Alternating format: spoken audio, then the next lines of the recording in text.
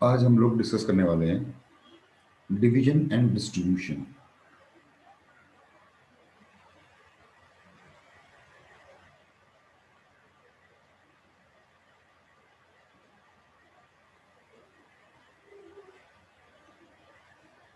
ठीक है ना।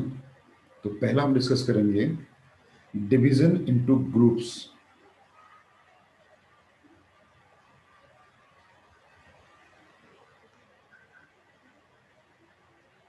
Division into groups of different या अनइक्वल वर्ड यूज करते हैं, अनइक्वल साइज। ठीक है ना। तो एक केस हम ये ले लेंगे कि number of ways in which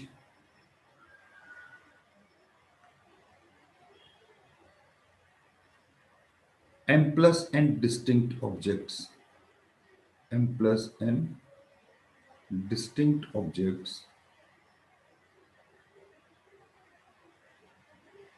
can be divided into two groups.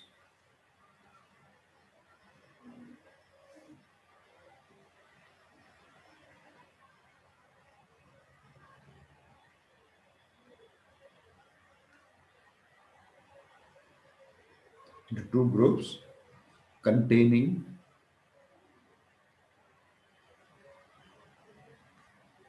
m and n objects. ये आपका पहला केस है। इसका सीधा सा सॉल्यूशन, इसका फॉर्मूला ये बनेगा। देखो, पहले हम क्या करेंगे, m प्लस n ऑब्जेक्ट्स आपके पास हैं, इसमें से आप m ऑब्जेक्ट चुन लो, एक ग्रुप बन जाएगा। ठीक है ना। और उसके बाद जब आपने m बाकी आपके पास n में से आपको n चुनना है, इसका एक ही तरीका है। इसको जब आप खोलोगे तो ये m प्लस n का फैक्टोरियल अपॉन m फैक्टोरियल और ये n फैक्टोरियल, ये आपका फॉर्मूला बन जाएगा पहला वाला। ठीक है ना। सेकंड केस, अगर यहाँ पर देखो ज्यादा ऑब्जेक्ट्स होते हैं, ठीक है, अगर ऐसा लिखा जाता है कि number of ways in which n objects can be divided into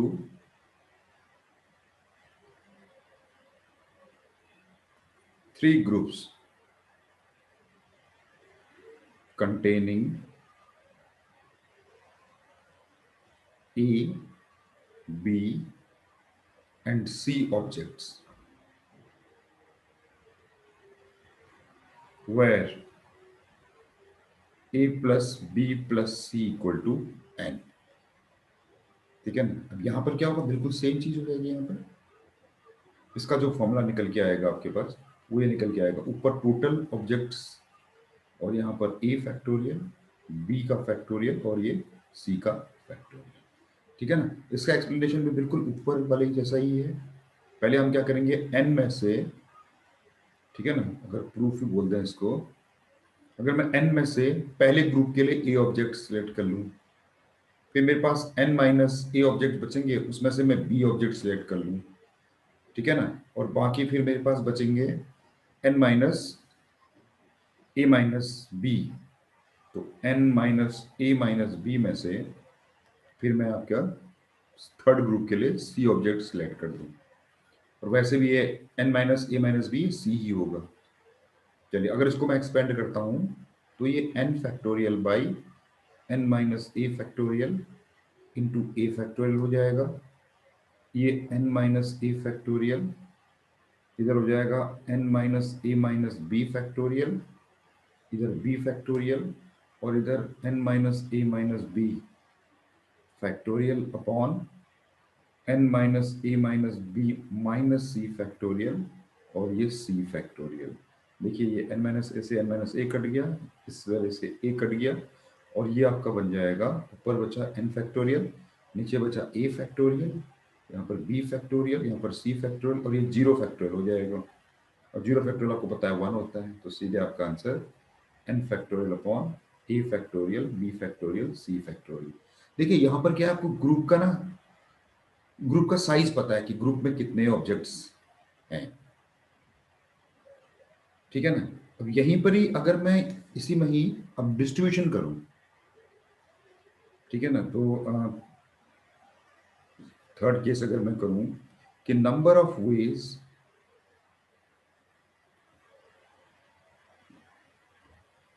in which n objects can be distributed among two people, can be distributed, अब यहाँ डिस्ट्रीब्यूशन हो रहा है देखिए, among two people, one getting a object and second one, तो दूसरा बंदा है उसको मिल रहा है b ऑब्जेक्ट्स, ठीक है ना। और यहां पर भी आपका जो a प्लस बी होगा वो n है। ये अब यहाँ ये हो रहा है डिस्ट्रीब्यूशन। तो डिस्ट्रीब्यूशन करना क्या होता है, बेसिकली हम क्या करेंगे यहाँ पर, पहले हम ग्रुप बनाएंगे और फिर डिस्ट्रीब्यूट द ग्रुप, फिर डिस्ट्रीब्यूट करेंगे द ग्रुप, ठीक है ना। तो ग्रुप बनाने का फॉर्मूला तो आपको पता है क्या है, n factorial upon a factorial b factorial. अब ये तो हो गया, ग्रुप बन गया, दो ग्रुप बन गए। अब दोनों ग्रुप को दो बंदों में डिस्ट्रीब्यूट करना है, दो ग्रुप और दो, तो यानी कि कितना, 2 फैक्टोरियल से इसको मल्टीप्लाई कर देंगे। दो दो भाई, दो ग्रुप्स हैं और दो बंदे हैं, तो 2 फैक्टोरियल में डिस्ट्रीब्यूट हो गया, ये हो गया देखिए, ठीक है ना। और वैसे ही यहां पर अगर यहां पर ऐसा होता, ठीक है ना, ऐसा कि number of ways in which N distinct, अभी तक सारे डिस्टिंक्ट ही है, सब अभी तक डिस्टिंक्ट ही केस चल रहा है, distinct objects can be distributed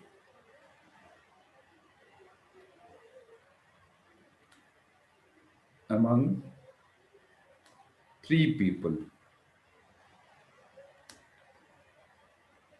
getting A objects, B objects and C objects। और यहां पर भी आपका A प्लस बी प्लस सी आपका n है, टोटल n ऑब्जेक्ट्स आपके पास हैं, सब डिस्ट्रीब्यूट कर रहे हैं। तो इसका भी बिल्कुल सेम ही होगा। क्या करना पड़ेगा, पहले आपको ग्रुप बनाने पड़ेंगे और फिर आपको डिस्ट्रीब्यूट करना पड़ेगा उस ग्रुप को, डिस्ट्रीब्यूट द ग्रुप। तो ग्रुप बनाने के तरीके हो गए आपके पास, n फैक्टोरियल टोटल है, एक ग्रुप में ए, एक ग्रुप में बी, एक ग्रुप में सी, हो गया, ग्रुप बन गया। ग्रुप बन गया, अब 3 ग्रुप बने और 3 लोगों में डिस्ट्रीब्यूट करना है, तो 3 फैक्टोरियल हो गया काम, ठीक है ना।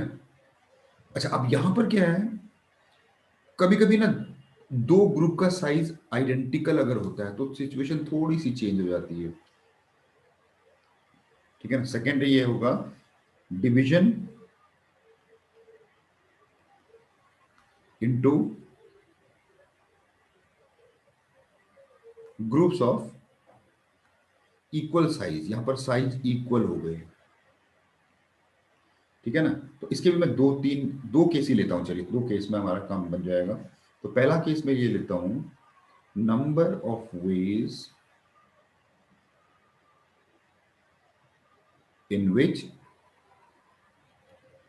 N distinct objects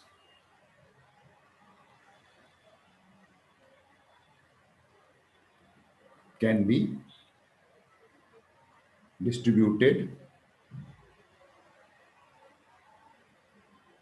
direct distribution कर रहा हूं, among 3 people, one of them getting A objects,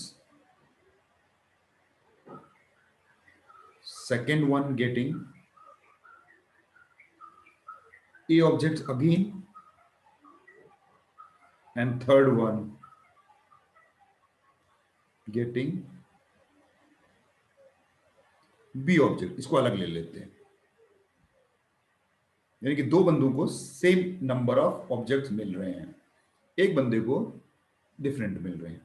ठीक है ना। तो यहां पर भी ऑब्वियसली डिस्ट्रीब्यूशन करना है, तो डिस्ट्रीब्यूशन करने से पहले आपको ग्रुप बनाने पड़ते हैं, ग्रुप, और उसके बाद फिर distribute the group.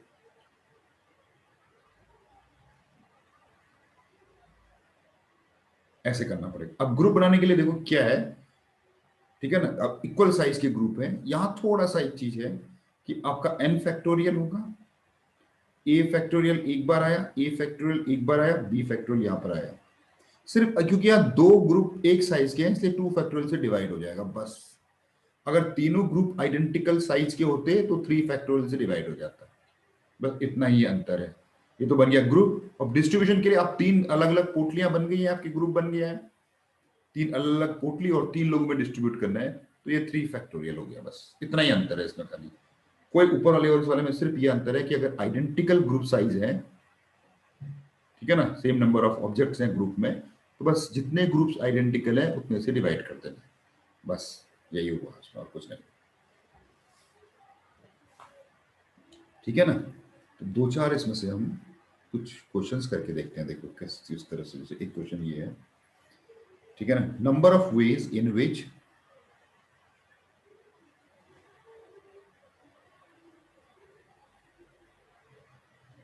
number of ways in which 52 cards can be divided equally among 4 players। ये कह रहा है डिवाइडेड इक्वली among 4 प्लेयर्स, यानी कि एक हर एक को 13-13 मिलेंगे। ठीक है ना। अब यहां पर देखो ये डिस्ट्रीब्यूशन हो रहा है, तो यानी कि पहले आपको ग्रुप बनाने पड़ेंगे, फिर डिस्ट्रीब्यूट करना होगा, है ना। पहले 13-13 के बंडल अलग करने पड़ेंगे, फिर उस बंडल को 4 लोगों में डिस्ट्रीब्यूट करना होगा। ठीक है ना। तो इसका क्या बनेगा ग्रुप बनाने का तरीका, आपके पास टोटल ऑब्जेक्ट्स हैं 52 प्लेइंग कार्ड्स हैं आपके पास, और 4 लोगों को देना है। एक बंदे को मिला 13 फैक्टोरियल, दूसरे को मिला 13 फैक्टोरियल, तीसरे को मिला 13 फैक्टोरियल, चौथे को मिलेगा 13 फैक्टोरियल। अब अभी ग्रुप बन रहा है। हाँ, अब चारों ग्रुप का साइज देखो सेम है, तो 4 फैक्टोरियल से और डिवाइड हो जाएगा एक्स्ट्रा, ये बन गया ग्रुप। अब डिस्ट्रीब्यूट करना है, तो 4 ग्रुप बने हैं, 4 अलग अलग बंडल बने हैं, 4 लोगों में बंटने हैं, तो 4 फैक्टोरियल से मल्टीप्लाई हो जाएगा। और ये देखो 4 फैक्टोरियल कट भी गए, तो आपका आंसर ये है 52 का फैक्टोरियल और 13 का फैक्टोरियल की होल पावर 4। ये आपका आंसर हो गया सीधे से। ठीक है ना। ये बन गया, देखिए। हाँ,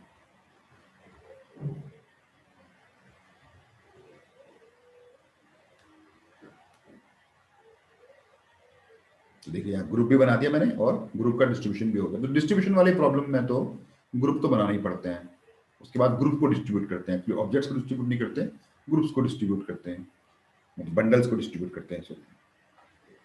ठीक है ना। एक और करते हैं, देखिए, in how many ways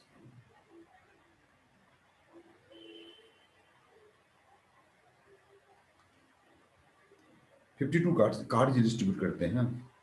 52 cards can be divided into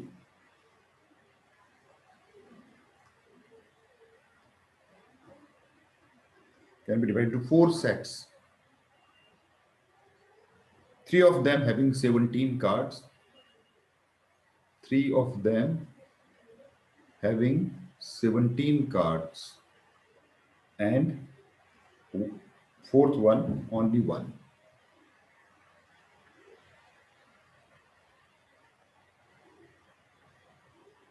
ठीक है ना। ये है सवाल। देखिए आपके पास 52 पत्ते हैं, 4 ग्रुप्स बनाने हैं, और ठीक है ना सेट है, यानी कि यहां पर आपको ग्रुप बनाने हैं, बेसिकली डिस्ट्रीब्यूट नहीं करना है, तो सिर्फ ग्रुप बनाने होंगे आपको। तो कैसे होगा भैया, टोटल कार्ड्स कितने हैं 52 कार्ड्स, 52 कार्ड्स का 52 फैक्टोरियल हो गया, और उसके बाद 17 का फैक्टोरियल। एक बंदे को मिला 17 फैक्टोरियल, एक बंदे को मिला 17, एक बंदे को मिला 17, और एक बंदे को 1 फैक्टोरियल। अब ये तीन ग्रुप्स आइडेंटिकल साइज के हो गए, तो 3 फैक्टोरियल से डिवाइड करना होगा।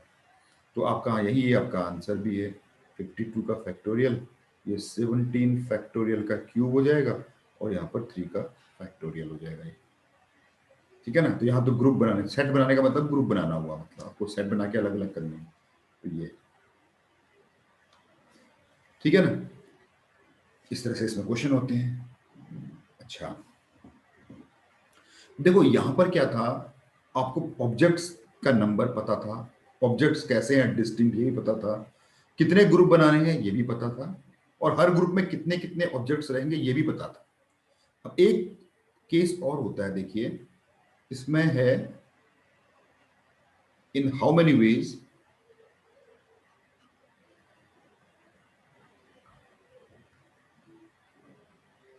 In how many ways and, अभी डिस्टिंक्ट ही है, and distinct objects can be placed in 2 boxes. अभी थोड़ा चेंज कर दे, 2 बॉक्सेस, एंड डिस्टिंक्ट ऑब्जेक्ट्स हैं, और 2 बॉक्सेस में आपको प्लेस करने हैं। फिर मैं इसको जनरलाइज कर दूंगा R बॉक्सेस के लिए, ठीक है ना। And distinct objects can be placed in 2 boxes, ठीक है। तो कितने तरीके होंगे, 2 केस बन सकते हैं यहां पर, ठीक है ना। No empty box is allowed. पहले तो लेते हैं कि एम्प्टी बॉक्स इज अलाउड, यानी कि हम किसी बॉक्स को छोड़ भी सकते हैं, और दूसरा है empty not allowed, empty box आपका अलाउड नहीं, ठीक है ना। यानी आपके पास बहुत सारे ऑब्जेक्ट्स हैं, आपको बॉक्स में डालने हैं उनको, ठीक है ना। हाँ, तो देखिए दोनों अलग अलग सिचुएशन, पहले वाली सिचुएशन को पहले लेते हैं, एम्प्टी बॉक्स अलाउड, मतलब हमारे पास क्या है, एन ऑब्जेक्ट्स हैं, ये 2 3 4 5 6 ऐसे करके आपके पास ये एन ऑब्जेक्ट्स हैं, और आपने पहला ऑब्जेक्ट को पिक किया, और ये 2 बॉक्सेस हैं। तो पहला ऑब्जेक्ट के पास 2 ऑप्शंस हैं, या तो ये इस बॉक्स में जाएगा या इस बॉक्स में जाएगा, ठीक है ना। Each object has 2 possibilities, 2 possibles way, है ना। या तो इसमें जाएगा या इसमें जाएगा। तो यानी कि इस ऑब्जेक्ट्स को प्लेस करने, पहले ऑब्जेक्ट्स को प्लेस करने के 2 तरीके, दूसरे ऑब्जेक्ट्स को प्लेस करने के 2 तरीके, तीसरे को भी 2 तरीके, चौथे को भी 2 तरीके, ऐसे करके 2, यानी कि नंबर ऑफ ये 2 की पावर n वेज है, देयरफॉर 2 की पावर n वेज हो जाएंगे आपके, एम्प्टी बॉक्स अलाउड अगर हुआ तो, ठीक है ना। दूसरा केस है एम्प्टी बॉक्स नॉट अलाउड वाला।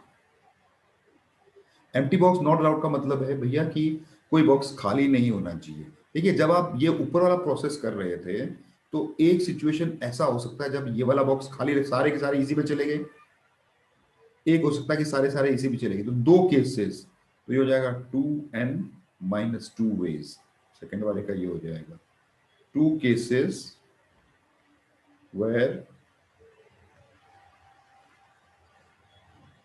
ठीक है, 2 केसेस हैं where one of the box is left empty. 2 ऐसे केसेस होंगे, है ना। ये वाले के सारे इसमें चले गए, ये खाली रह गया, या तो फिर सारे इसमें चले गए, ये खाली रह गया, ऐसे 2 केसेस बन जाएंगे आपके।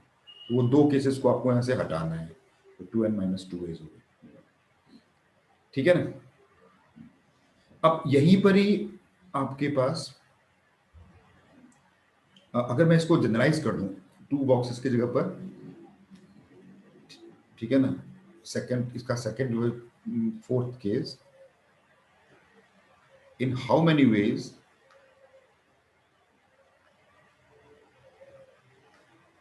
n distinct objects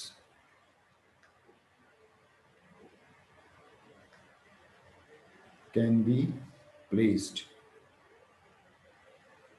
in R boxes. वही सेम केस, पहला एम्प्टी बॉक्स अलाउड है। एम्प्टी बॉक्स अलाउड का मतलब हुआ कि आप किसी बॉक्स में कुछ नहीं भी डाल सकते हो, और एम्प्टी बॉक्स नॉट अलाउड, ठीक है ना। तो इसका मतलब है कि आपको किसी हर बॉक्स में कम से कम एक ऑब्जेक्ट तो डालना ही डालना होगा, ठीक है ना। तो ये पहला वाला केस तो बहुत सिंपल है कि ये आपके पास n ऑब्जेक्ट्स हैं, ये n ऑब्जेक्ट्स हो गए आपके पास।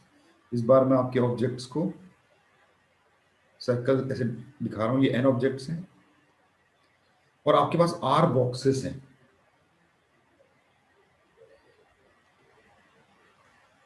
ये आपके पास r बॉक्सेस हैं, ठीक है ना।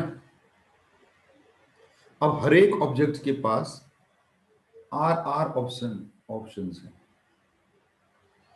Each object has r options. तो यानी कि, है ना, तो पहले वाले ऑब्जेक्ट के पास r ऐसे करके r, यानी कि r की पावर n, इतने तरीके से आप बॉक्स में ऑब्जेक्ट्स को डाल सकते हैं, r ऑब्जेक्ट्स को, r की पावर n। अब पिछले वाला फॉर्मूला था 2 की पावर n, r बॉक्सेस हैं, अगर 3 बॉक्सेस होंगे तो 3 की पावर n, 4 बॉक्सेस होंगे तो 4 की पावर n, 5 बॉक्सेस होंगे तो 5 की पावर n, ठीक है ना। ये जो सेकंड वाला है जिसमें कि एम्प्टी बॉक्स नॉट अलाउड, तो नंबर ऑफ वेज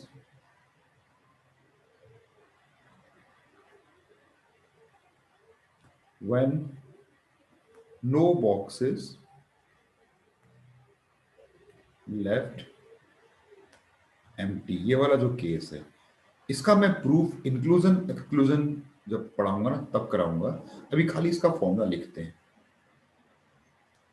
ठीक है ना। तो वो क्या होता है, हम r की पावर n लिखते हैं, फिर ऐसे लिखते हैं r में से 1, r-1 की पावर n, फिर प्लस rc2 r-2 की पावर n, और ये ऑल्टरनेट प्लस माइनस हो जाएगा rc3, फिर r-3 की पावर 1, और ये चलता रहेगा कब तक, जब तक ये r-r जीरो ना हो जाए ना, तब तक ये चलता रहेगा। ये है आपका तरीका, ठीक है ना। यहां पर हम प्रूफ,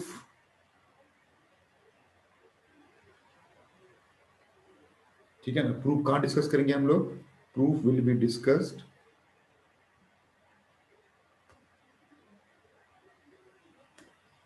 आफ्टर इंक्लूजन एक्सक्लूजन का, जो मैं इंक्लूजन एक्सक्लूजन प्रिंसिपल बताऊंगा, ठीक है ना। जब मैं इंक्लूजन और एक्सक्लूजन प्रिंसिपल बताऊंगा ना, तब इसका प्रूफ करेंगे। तो इंक्लूजन एक्सक्लूजन प्रिंसिपल पर बेस्ड है, वहां पर इसका मैं प्रूफ बताऊंगा, फिलहाल आपको याद है, ठीक है ना। अच्छा, हाँ, यहां पर दो चीजें हैं, एक चीज याद रखिए,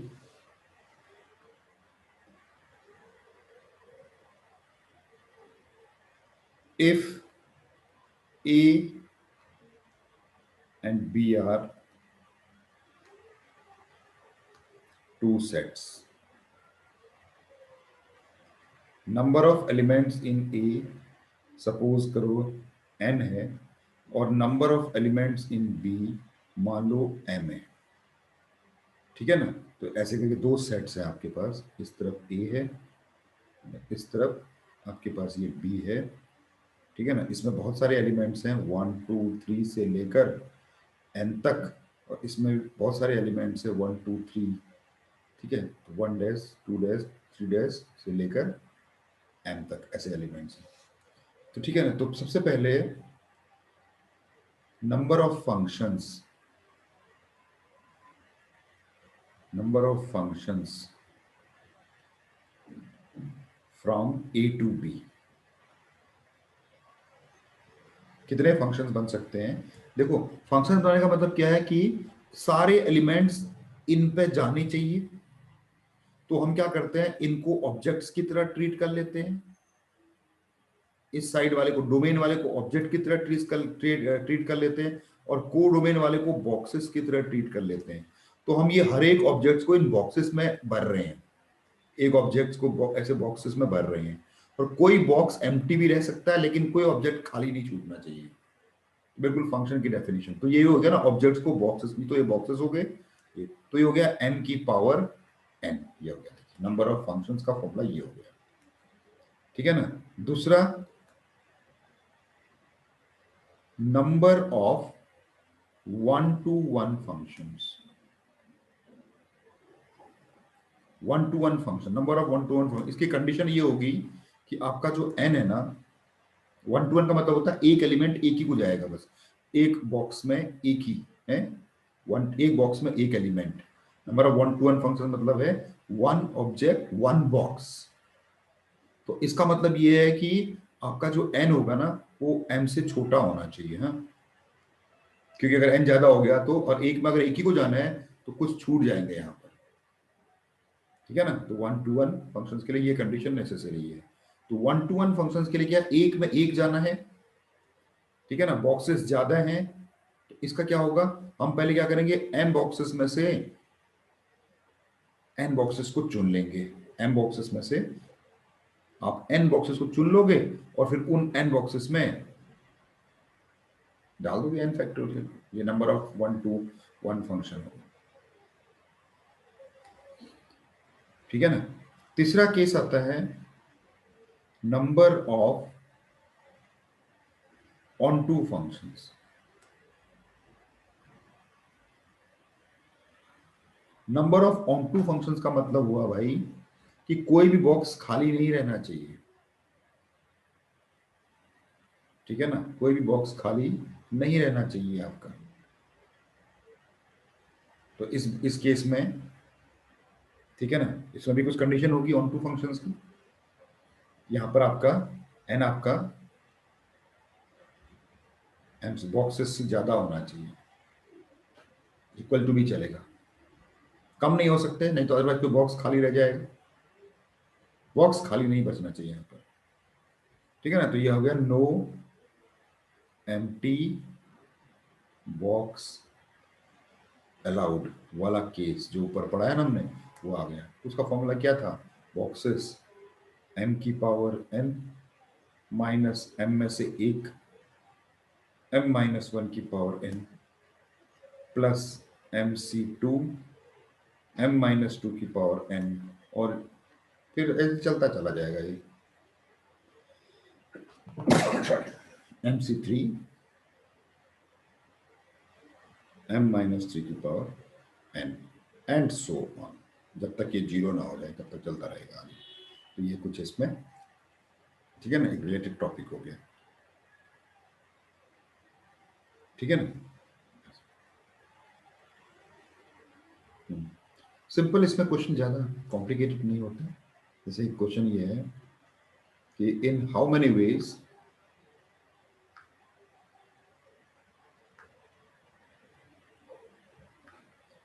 five objects can be placed in 4 boxes. पहला केस, एम्प्टी बॉक्स अलाउड, और दूसरा है एम्प्टी बॉक्स नॉट अलाउड। ठीक है ना। तो यहीं पर ही हम इनका आंसर भी लिख देते हैं। ये बोलता है एम्प्टी बॉक्स अलाउड, ये तो वही वाली चीज हो गई, ऊपर वाली चीज, एम्प्टी बॉक्स अलाउड टू 4 की पावर 5 कर देंगे, उसमें से कुछ छूट भी है ना, ये सारे केसेस को हो जाएगा, कुछ बॉक्स ऑक्यूपाई होंगे, कुछ बॉक्स ऑक्यूपाई नहीं भी होंगे। और एम्प्टी बॉक्स नॉट अलाउड का फॉर्मूला ये हो गया 4 की पावर 5 माइनस 4c1 3 की पावर 5 प्लस देखिए 4c2 2 की पावर 5 माइनस 4c3 1 की पावर 4, यहीं पर ही रुक जाओ, उसके बाद ये जीरो हो जाएगा तो कोई मतलब ही नहीं है फिर। ये आपका आंसर, इसको सॉल्व करोगे तो आपको आपको अपना आंसर मिल जाएगा। ठीक है ना। तो ये तो हुआ division and distribution of objects. और ऑब्जेक्ट्स को किसी बॉक्स में डालना, एम्प्टी अलाउड और एम्प्टी नॉट अलाउड वाला केस। दो केसेस डिस्कस करे हम लोगों ने। पहला ये किया कि भैया ग्रुप का साइज पता था, दूसरे वाले केस में क्या था, डिस्ट्रीब्यूट करो, किस में डालना है आप डालोगे, नहीं डालना है आप डालोगे, आपकी मर्जी है। तो ग्रुप का साइज आप पर छोड़ा गया था उसमें। ठीक है ना। अच्छा, अभी यहाँ अभी तक मैंने सिर्फ सिर्फ और डिस्टिंक्ट ऑब्जेक्ट्स की कहानी रखी है। अब मैं आपको ये बताने जा रहा हूं डिवीजन ऑफ आइडेंटिकल ऑब्जेक्ट्स। ठीक है ना। अब आगे आगे डिवीजन ऑफ आइडेंटिकल ऑब्जेक्ट्स।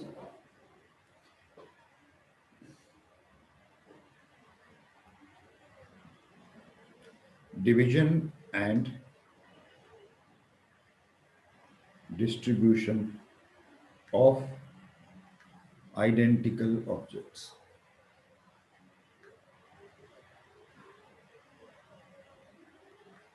ठीक है ना। तो भाई दो प्रॉपर्टी है, पहले हम प्रॉपर्टी पढ़ेंगे number of ways of dividing, ऐसे करके ना क्वेश्चन में इन कीवर्ड्स को ढूंढना, number of veg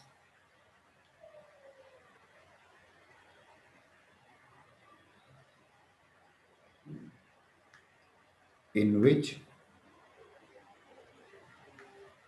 N identical object, ये स्पष्ट लिखा रहेगा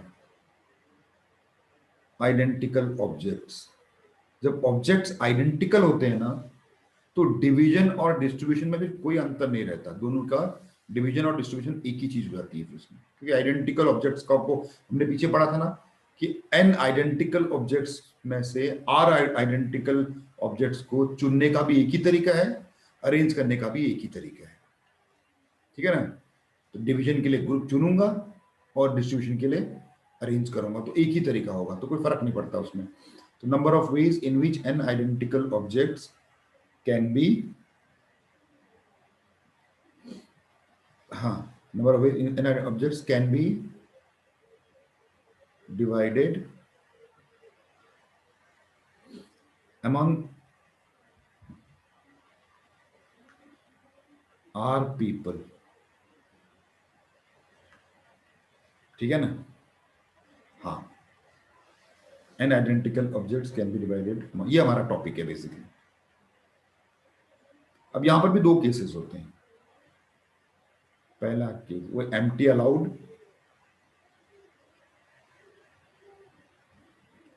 और एम्प्टी नॉट अलाउड।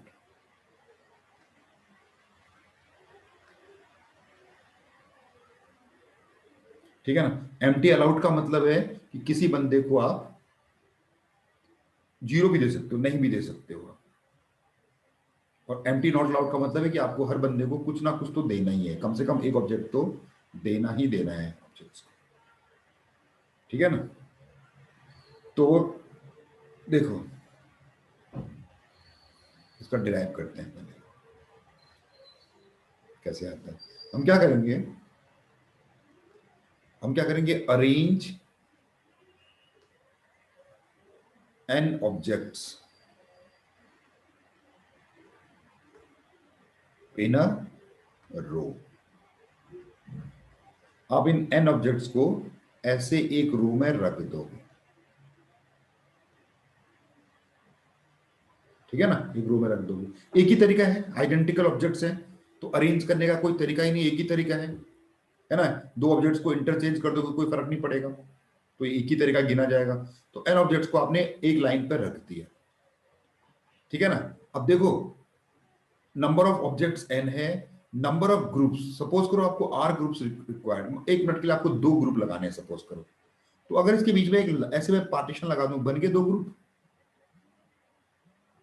अगर मुझे 3 ग्रुप बनाने हैं तो मैं 2 पार्टीशन लगा दूंगा? नहीं। देखो मान लो सपोज करो मेरे को 2 ग्रुप बनाने हैं, लीजिए एक पार्टीशन लगा दिया, हो गए 2 ग्रुप, एक बाईं तरफ बना, एक दाहिनी तरफ बना। ठीक है ना। सपोज मुझे मान लो 3 ग्रुप बनाने हैं, तो मैंने 3 पार्टीशन लगा दिया, एक पार्टीशन, 2 पार्टीशन।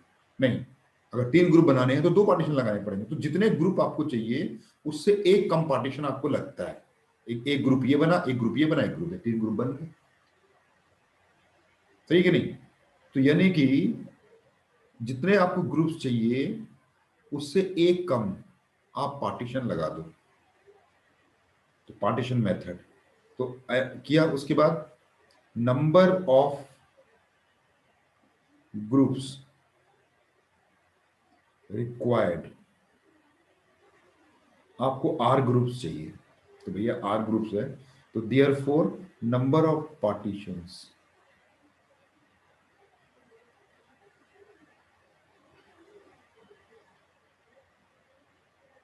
रिक्वायर्ड, एक कम, जितने ग्रुप चाहिए होते हैं उससे एक कम पार्टीशन आपको लगता है। ठीक है ना। तो इतने पार्टीशन आपको चाहिए होंगे।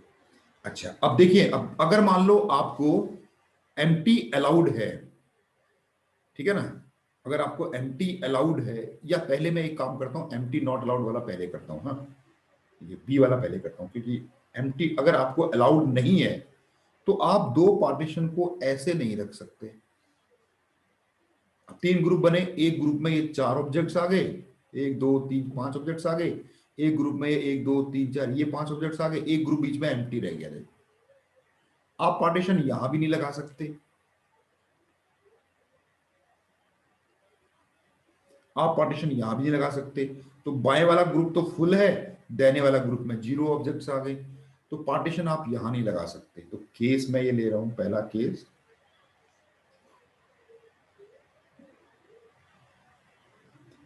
एम्प्टी नॉट अलाउड पहले ले रहा हूं।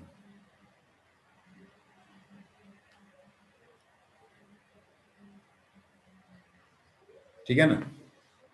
तो यानी कि as we don't need an empty group,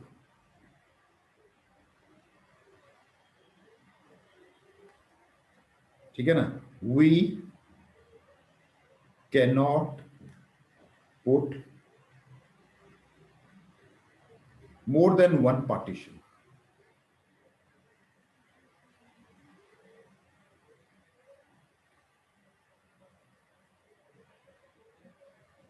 more than one partition together, है ना। ऐसे 2 पार्टीशन हम ऐसे नहीं लगा सकते हैं, ऐसे करके हम 2 पार्टीशन नहीं लगा सकते। ठीक है ना। 3 लगा देंगे तो ये बीच के 2 ग्रुप क्या हो जाएंगे, एम्प्टी ग्रुप हो जाएंगे। तो हम पार्टीशन को साथ में नहीं रख सकते ऑब्जेक्ट्स। हाँ, तो इसका मतलब ये हुआ कि मैं भैया पार्टीशन कहाँ लगा सकता हूं, मैं केवल ऑब्जेक्ट्स के बीच में पार्टीशन एक लगा दिया तो बस, अब दोबारा पार्टीशन नहीं लगा सकता। यहां लगा सकता हूं मैं, इनके बीच में लगा सकता हूं पार्टीशन, बस। ठीक है ना। तो अब ये बताइए मुझे, मेरे पास कितने प्लेस बनते हैं पार्टीशन को लगाने के लिए? ठीक है ना। We can not put more than one partition. अच्छा, अब यहां पर ये बताइए कि कितने पार्टीशंस लगाने के लिए मेरे पास जगह कितनी बचती है फिर? वी हैव, देखिए, 1 2, इन सब के बीच में पार्टीशन लगा सकता हूं मैं। अब काउंट करो भैया, n ऑब्जेक्ट्स हैं तो n-1, so we have n-1 places to keep partition. बस काम हो गया। देयरफॉर, ठीक है ना, ये अब टास्क को करने के लिए हम क्या करेंगे, we have to put r minus 1 partitions in n minus 1 places. अब n माइनस वन प्लेसेस में r minus one partition put करना है, तो n minus one C r minus one veg, इतने वेज हो जाएंगे आपके। यानी कि ऊपर वाला जो क्वेश्चन हमने पढ़ा था कि अगर एम्प्टी अलाउड है और डिस्ट्रीब्यूशन करना है तो ये n minus one C r minus one, empty not allowed, sorry not allowed वाला केस है, ठीक है ना। उसके बाद आता है केस टू, जिसमें कि आपको आप एम्प्टी अलाउड रख सकते हैं,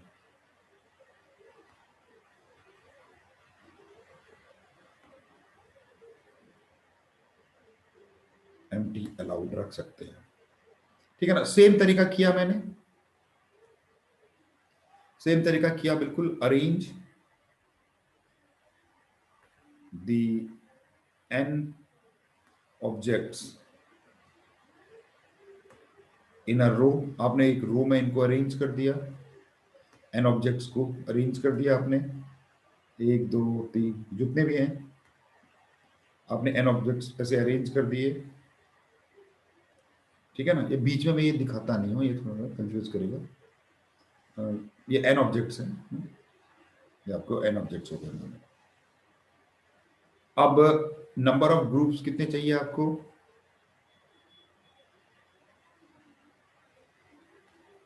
आपको r ग्रुप्स चाहिए, तो कितने पार्टीशन लगाने पड़ेंगे, सीधा सा सिद्धांत है, जितने ग्रुप उससे एक कम पार्टीशन चाहिए होता है। Number of partitions required to form r group is r minus one partition चाहिए होगा आपके पास। अब यहां पर यह है कि आप पार्टीशन को कहीं पर भी रख सकते हो, आप अपने पार्टीशंस को कहीं पर भी रख सकते हो भाई, एक ही जगह सारे पार्टीशन, आप ऐसा भी कर सकते हो, आप ऐसे भी लगा सकते हो पार्टीशन, आप पार्टीशन कहीं पर भी लगा सकते हो, जहां आपका मन करे आप वहां पार्टीशन रख सकते हो, ठीक है कि नहीं। तो यानी कि इस केस में तो कोई जगह का कोई कमी नहीं है। Now consider n objects and r minus 1 partitions as distinct objects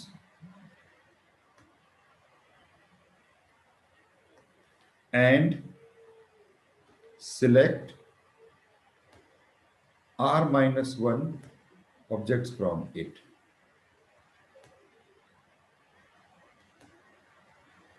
तो आपको क्या मिलेगा, n plus r minus one C r minus one, यानी कि जो आपका अबव काम है वो इतने तरीके से होगा,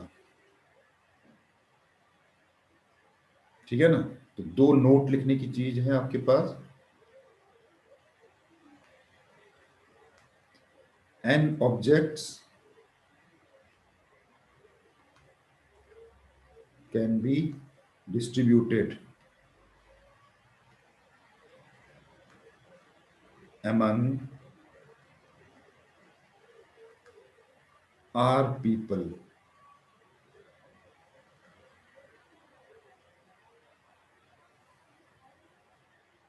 ठीक है ना, r among r people if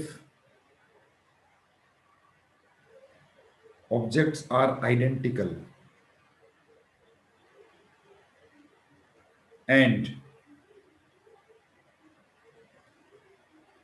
empty allowed, तो आपके तरीके कितने हो गए, empty allowed n plus r minus one C r minus one, ठीक है ना। दूसरा, if objects are identical and empty not allowed.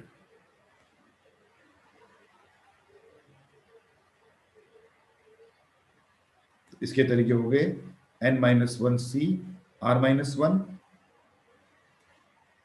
तीसरा, इफ ऑब्जेक्ट्स आर डिफरेंट, जो लाल में लिखा है ना, इसको अच्छी तरह से याद रखना। If objects are different and empty allowed, इसके तरीके हो गए r⁴n। और चौथा, if objects are different and empty not allowed.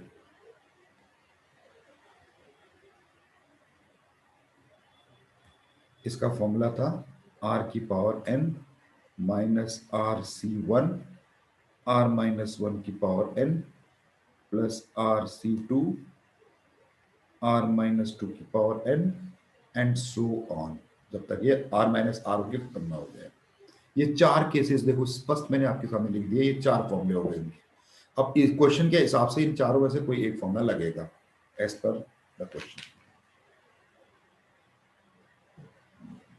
ठीक है ना। अब मैं 2-3 क्वेश्चन इस पर कराऊंगा, उसके बाद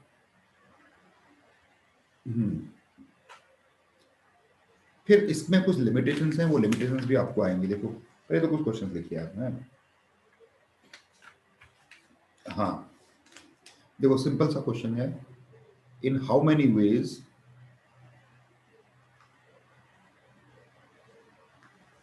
20 आइडेंटिकल टॉयज, देखिए आइडेंटिकल आ गया, आइडेंटिकल टॉयज, ऑब्जेक्ट्स हो गया toys, can be distributed among 4 children, कह रहे हैं among 4 चिल्ड्रेन। मतलब आपसे बोला गया कि भैया ये 20 टॉयज हैं, इनको 4 चिल्ड्रेन में बांट के आओ। अब आपको कोई कंडीशन नहीं है किसको क्या देना है, कुछ नहीं पता। आप चाहो तो सबको एक ही दे दो, किसी को 2 ही मत, आपकी मर्जी है, कुछ नहीं है। मतलब एम्प्टी अलाउड भी हो सकता है और एम्प्टी अलाउड नहीं भी हो सकता है, ठीक है ना। In how 20 children identical toys can be distributed on 4 children if, मैं दो केस दे दूंगा यहां पर ना, if each child can get any number of toys, भाई कितने भी टॉयज आप दे सकते हो, जीरो भी दे सकते हो, एनी नंबर में जीरो भी आता है। दूसरा, if each child must get at least one toy। एक और साथ में एक और दे देता हूं, इसी में हो जाएगा। If each child must get at least 2 toys। ये देखिए 3 क्वेश्चन है इसमें, देखिए मिला जुला के दोनों फॉर्मूले सेम ही हैं। हम ऐसा लिख सकते हैं इसको कि पहले वाले चाइल्ड को ए दिया, दूसरे वाले चाइल्ड को बी दिया, तीसरे वाले चाइल्ड को सी दिया, चौथे वाले चाइल्ड को डी दिया, और सब मिला के 20 को डिस्ट्रीब्यूट करना है। 20 को डिस्ट्रीब्यूट करना है इन 4 बॉक्सेस में। 20 ऑब्जेक्ट्स हैं आपके पास, टॉयज हैं, और ये 4 बॉक्सेस, 4 स्टूडेंट्स को, 4 चिल्ड्रेन को 4 बॉक्सेस मान लो, एक को ए मिला, एक को बी मिला, एक को सी मिला, एक को डी मिला, चारों का सम करेगा 20 आना चाहिए। और इस केस में क्या है कि ए को आप नहीं भी दे सकते हो, बी को आप नहीं भी दे सकते हो, ज्यादा भी दे सकते हो, ठीक है ना। सी को भी आपका पास, ये सबके लिए सेम ही कंडीशन है, ठीक है ना ये चीज। यानी कि ये वाला सीधा केस हो गया एम्प्टी अलाउड वाला केस, जो ऊपर फॉर्मूला था उसमें एम्प्टी अलाउड वाला केस हो गया। तो एम्प्टी अलाउड वाला क्या फॉर्मूला होता था, एम्प्टी अलाउड यानी कि n plus r minus one C r minus one.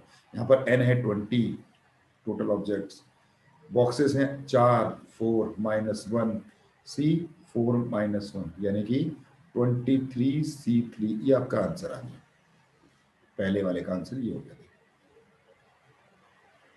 ठीक है ना।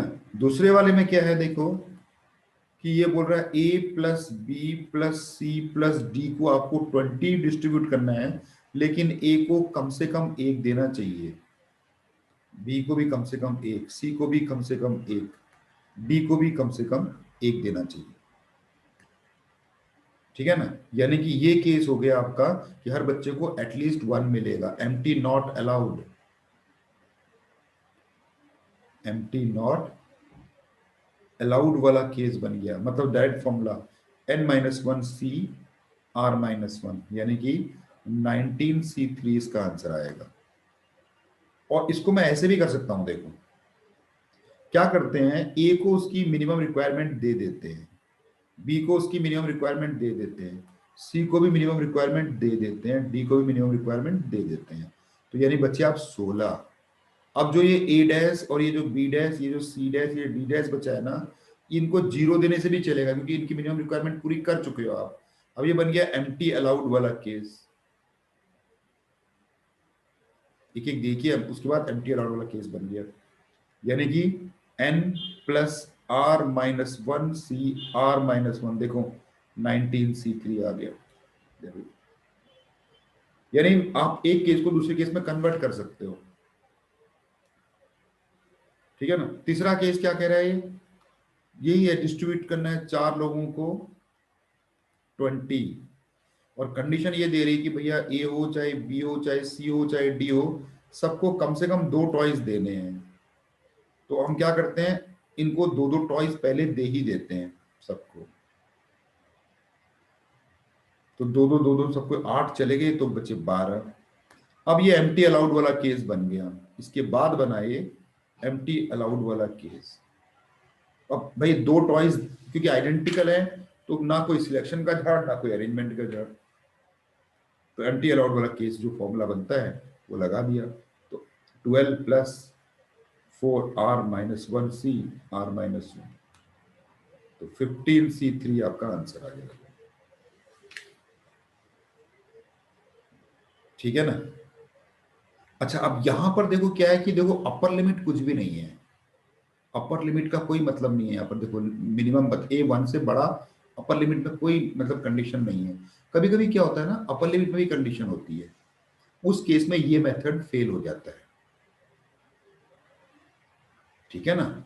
इसने बोला है कि भैया कम से कम 1 देना, ज्यादा से ज्यादा के लिए कोई कंडीशन नहीं लगाई। मान लो ये बोल देता भैया हर एक को कम से कम 1 देना, और ज्यादा से ज्यादा 10 से ज्यादा नहीं दे सकते आप किसी को, तो अपर लिमिट में भी कंडीशन लगा दी, तो उस केस में ये फॉर्मूला फेल हो जाता है। उस केस में हम क्या करते हैं वो मैं आपको बताने जा रहा हूं। मल्टीनोमियल थ्योरम थोड़ा पढ़ना पड़ेगा उसके लिए।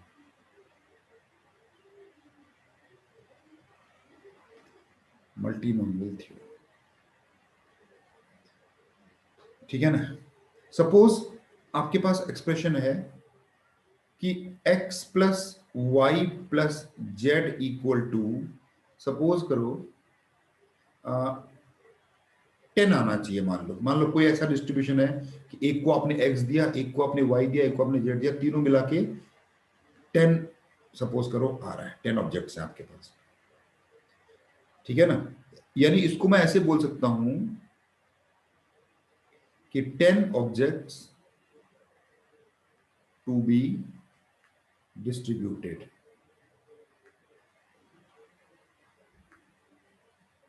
in 3 boxes,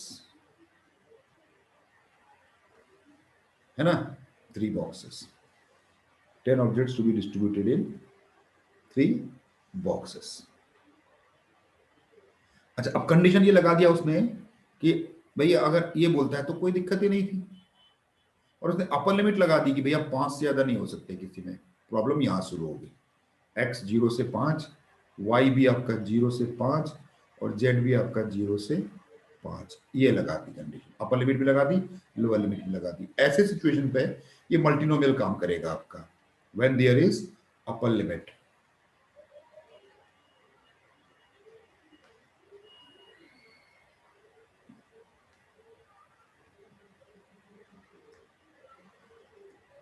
we have to use multinomial।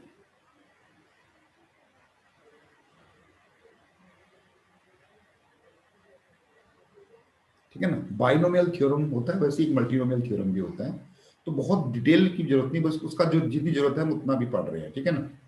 अच्छा, तो इसको देखो कैसे करते हैं। पहले ना सिंपल आप समझो कि होगा क्या। आप लोगों ने बाइनोमियल थ्योरम पढ़ी होगी हैं। बाइनोमियल थ्योरम को जब हम पढ़ते हैं तो हम लोग कुछ ऐसा लिखते हैं, एक्स प्लस वाई की power N equal to N C zero X की पावर एन वाई की power zero N C one X की power N minus one Y की पावर वन। और ऐसे करके बाइनोमियल थ्योरम होता है आपके पास है, एक्स की power N minus two y की पावर टू। ठीक है ना, थोड़ा सा बाइनोमियल, ऐसे ही मल्टीनोमियल भी होता है।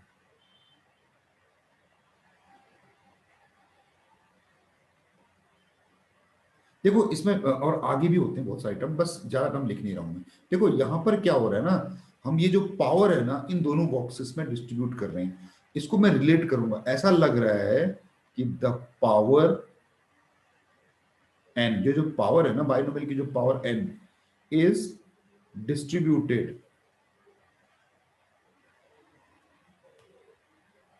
इन box x and box y. इस एक्स और वाई को बॉक्स समझ लो आप, और ये पावर का डिस्ट्रीब्यूशन हो रहा है। देखो इस वाले केस में क्या हो रहा है, एस वाले बॉक्स में पूरे के पूरे एन ऑब्जेक्ट चले जा रहे हैं, वाई पे एक भी नहीं गया। ठीक है ना, ऐसा एक केस होगा। इस वाले केस में देखो क्या हो रहा है, एक्स वाले में एन माइनस वन ऑब्जेक्ट चले गए इस एक्स वाले बॉक्स में। सिर्फ पावर को देखना, बस वेरिएबल बेस इसको मत देखना। तो एक्स वाले बॉक्स में एन माइनस वन ऑब्जेक्ट चले गए, और वाई वाले बॉक्स में केवल एक ही ऑब्जेक्ट गया। देखो दोनों का सम कितना है, n minus one plus one कितना होता है, एन होता है। देखो सिमिलरली इस केस में, इस वाले केस में देखोगे तो x की पावर n माइनस टू ने x पे, x वाले बॉक्स में n माइनस टू ऑब्जेक्ट्स गए, तो बाकी ऑब्जेक्ट्स जो बचे दो y। और ऐसा होने के nc2 तरीके हैं, ऐसा होने के nc1 तरीके हैं, और ऐसा होने के nc0 तरीके, मतलब वन तरीका है। तो पावर का बेसिकली डिस्ट्रीब्यूशन हो रहा है हमारा। ठीक है ना, यानी कि अगर मैं ऐसा लिखूं कि x plus y plus z की पावर n, ठीक है ना, तो इस पे अब पूरा, इसको तो पूरा एक्सपेंड करके नहीं लिख रहा मैं, इसको देखो। सपोज आपसे बोले कि भैया एक काम करो, एक्स वाले बॉक्स में ए डालो, वाई वाले बॉक्स में बी डालो, और जेड वाले बॉक्स में सी डालो। इस टाइप का कोई टर्म अगर आपको इसके एक्सपेंशन में चाहिए, जिसमें जो एन का डिस्ट्रीब्यूशन इस तरह से हो रहा है कि ए प्लस बी प्लस सी आपका एन है, तो यहां पर इस तरह के डिस्ट्रीब्यूशन के कितने तरीके होंगे, इतने तरीके होंगे। देखिए यहां पर इसका कोफिशिएंट आएगा, देखो यानी कि n factorial by a factorial b factorial c factorial. यानी इस तरह के डिस्ट्रीब्यूशन के ये तरीके होते हैं जो कोफिशिएंट होता है। तो यानी कि कोफिशिएंट बहुत बड़ी चीज होती है मल्टीनोमियल में। तो ये जो nc1 है ये क्या रिप्रेजेंट कर रहा है, ये nc1 ये रिप्रेजेंट कर रहा है कि भैया x वाले बॉक्स में n माइनस वन और y वाले बॉक्स में n, ऐसे डिस्ट्रीब्यूशन के कितने तरीके होंगे, nc1 तरीके होंगे। तो उसी तरह से क्यूबिक, जब ये ट्राइनोमियल में तीन टर्म्स थे यहां पर, उसमें एक्स क्यूब, एक्स को ए डालो, वाई को बी डालो, जेड को सी डालो, ऐसे कितने आपके केसेस होंगे, इसका जो कोफिशिएंट बनेगा वो बनेगा। ठीक है ना, और यहां पर अगर जो ए है वो नीचे आ गया, बी है यहां गया, सी है यहाँ। तो ये मल्टीनोमियल है बेसिकली। मतलब बेसिकली पावर का डिस्ट्रीब्यूशन को देखो केवल, इसमें बाइनोमियल थ्योरम का एप्लीकेशन है, बाइनोमियल थ्योरम नहीं पढ़ रहे हम यहाँ पर। ठीक है ना। सिर्फ एक चीज ध्यान रखना कि हम पावर का डिस्ट्रीब्यूशन चेक कर रहे हैं। अच्छा, अब यहां पर इस क्वेश्चन को करने के लिए हम मल्टीनोमियल बनाएंगे, बना बनाया तो मिलेगा नहीं आपको। हम क्या करेंगे, जैसे ऊपर वाले में था कि x y और z मिला के 10 चाहिए, मतलब 10 objects to be distributed in 3 boxes. अब x को क्या मिला, y को क्या मिला, z को क्या मिला, ये आपको देखना है। ठीक है ना। तो हम क्या करेंगे, देखो x वाले, जो x वाले बॉक्स में क्या क्या जा सकता है। x वाले बॉक्स में हो सकता है आपने कुछ भी नहीं डाला, पावर डिस्ट्रीब्यूट, पावर पावर जा रही है, हाँ याद रखेगा। x में आपने कुछ भी नहीं, देखो यहाँ पर पावर है। x वाले बॉक्स में आपने n डाला, y वाले बॉक्स में आपने जीरो डाला, तो x वाले में आपने जीरो डाला। या फिर आप x वाले बॉक्स में एक भी डाल सकते हो, या फिर x वाले बॉक्स में आप दो भी डाल सकते हो, या फिर x वाले बॉक्स में आप सारे के सारे भी डाल सकते हो। तो ये 11 केसेस इस x बॉक्स के लिए हो गए। ठीक है ना। उसी तरह से फिर दूसरे वाले बॉक्स में, ठीक है ना, आप हो सकता है उसमें कुछ भी ना डालो, हो सकता है आप उसमें वन डालो, हो सकता है आप उसमें टू डालो, और आपने सारे डाल दो उसमें, दूसरा बॉक्स हो गया। ये वाली कहानी थी मेरी बॉक्स एक्स के लिए, ये वाली कहानी थी मेरी बॉक्स वाई के लिए, और ऐसे ही बॉक्स जेड के लिए भी है। उसमें भी आप हो सकता है कुछ ना डालो, हो सकता है वन डालो, हो सकता है टू डालो, तो और हो सकता है कि सारे के सारे डाल दो। ठीक है ना। अब रिक्वायर्ड, अब आपको क्या चाहिए जब आप इसको खोलोगे ना, तो एक्स की देखो, जब पूरा इस पूरा उसको प्रोडक्ट को खोलोगे तो एक्स की पावर आएगी कुछ है, बहुत सारी टर्म्स आएंगी, एक्स की पावर जीरो भी आएगी, एक्स की पावर वन भी आएगी, एक्स की पावर 10 भी आएगी, एक्स की पावर 9 भी आएगी। मुझे क्या चाहिए, मुझे 10 चाहिए। मैं डिस्ट्रीब्यूट कर रहा हूँ 10। तो ये हो गया नंबर ऑफ वेज। यहां पर मैं सिर्फ कोफिशिएंट ऑफ एक्स की पावर 10 से मुझे मतलब है। तो इस मल्टीनोमियल के एक्सपेंशन में अगर मैं x की पावर 10 ढूंढ दूं, यानी 10 ऑब्जेक्ट्स का डिस्ट्रीब्यूशन हो गया इसमें, है ना। यहां पर देखो, इसमें मैं जो भी कोफिशिएंट ढूंढ रहा हूं, देखो x की पावर n माइनस वन, यानी कि x वाले बॉक्स में जितना गया, y वाले बॉक्स में जितना गया, इस तरह के डिस्ट्रीब्यूशन का जो कोफिशिएंट आपको रिजल्ट देता है कि कितने तरीके होंगे। तो इसी तरह से मैं कितने ऑब्जेक्ट्स को डिस्ट्रीब्यूट कर रहा हूं, 10 ऑब्जेक्ट को डिस्ट्रीब्यूट कर रहा हूं, तो मुझे कोफिशिएंट ऑफ x की पावर 10 चाहिए। देखिए अब केस देखिए थोड़ा सा, इसको मैं मिटा दूंगा बाद में। कोफिशिएंट ऑफ x की पावर 10 क्यों, सपोज करो पहले वाले बॉक्स में आपने कुछ भी नहीं डाला, यहां से आपने भाई सारे केस तो लोगे, एक ही केस तो लोगे ना, इनमें से कोई एक केस आपने नहीं डाला। दूसरे वाले बॉक्स में आपने वन डाला, तीसरे वाले बॉक्स में आपने टू डाला, यानी कि आपने कितने का डिस्ट्रीब्यूशन किया है, टोटल सम को ऐड करो, आपने 3 ऑब्जेक्ट्स का डिस्ट्रीब्यूशन किया है। भैया मुझे 3 ऑब्जेक्ट्स का डिस्ट्रीब्यूशन थोड़ी चाहिए था, मुझे तो 10 ऑब्जेक्ट्स का डिस्ट्रीब्यूशन चाहिए था, ये 10 है। तो यानी कि आपने ऐसे करना है, जैसे मान लो ये लिया मैंने, इसमें मैंने आपने डाला 3, इस वाले में डाला आपने 4, पहले वाले बॉक्स में आपने 3 डाले, दूसरे वाले बॉक्स में आपने 4 डाले, तीसरे वाले बॉक्स में आपने डाल दिए फिर से 3, तो तीनों का सम कितना हो गया, ये बन गया x की पावर 10, यानी 10 ऑब्जेक्ट्स का डिस्ट्रीब्यूशन हो जाएगा। और यहां आ जाएगा, ठीक है ना, इसका कोफिशिएंट आ जाएगा कुछ, जो कोफिशिएंट होगा वो इतने, इस 10 का डिस्ट्रीब्यूशन बताएगा। ठीक है ना। इसीलिए हम क्या करते हैं, हम ये करते हैं, इसको हटा देता हूं यहां से। कोफिशिएंट, जो भी नंबर्स आपको चाहिए होता है राइट हैंड साइड, जो भी आप ऑब्जेक्ट्स डिस्ट्रीब्यूट कर रहे हो, उसका कोफिशिएंट 10 की एक्स की पावर उतना, उसका कोफिशिएंट निकालो इस मल्टीनोमियल में। अब ये हर बॉक्स का एक केसेस बनेंगे, कैसे आप डिस्ट्रीब्यूट कर रहे हो, इसमें ये एक्स वाई जेड लेने की जरूरत नहीं है। हर एक्स क्या पावर से मतलब है, क्या जा रहा है बॉक्स के अंदर, वो इंपॉर्टेंट है। ठीक है ना। तो जब आप उसको सॉल्व करोगे,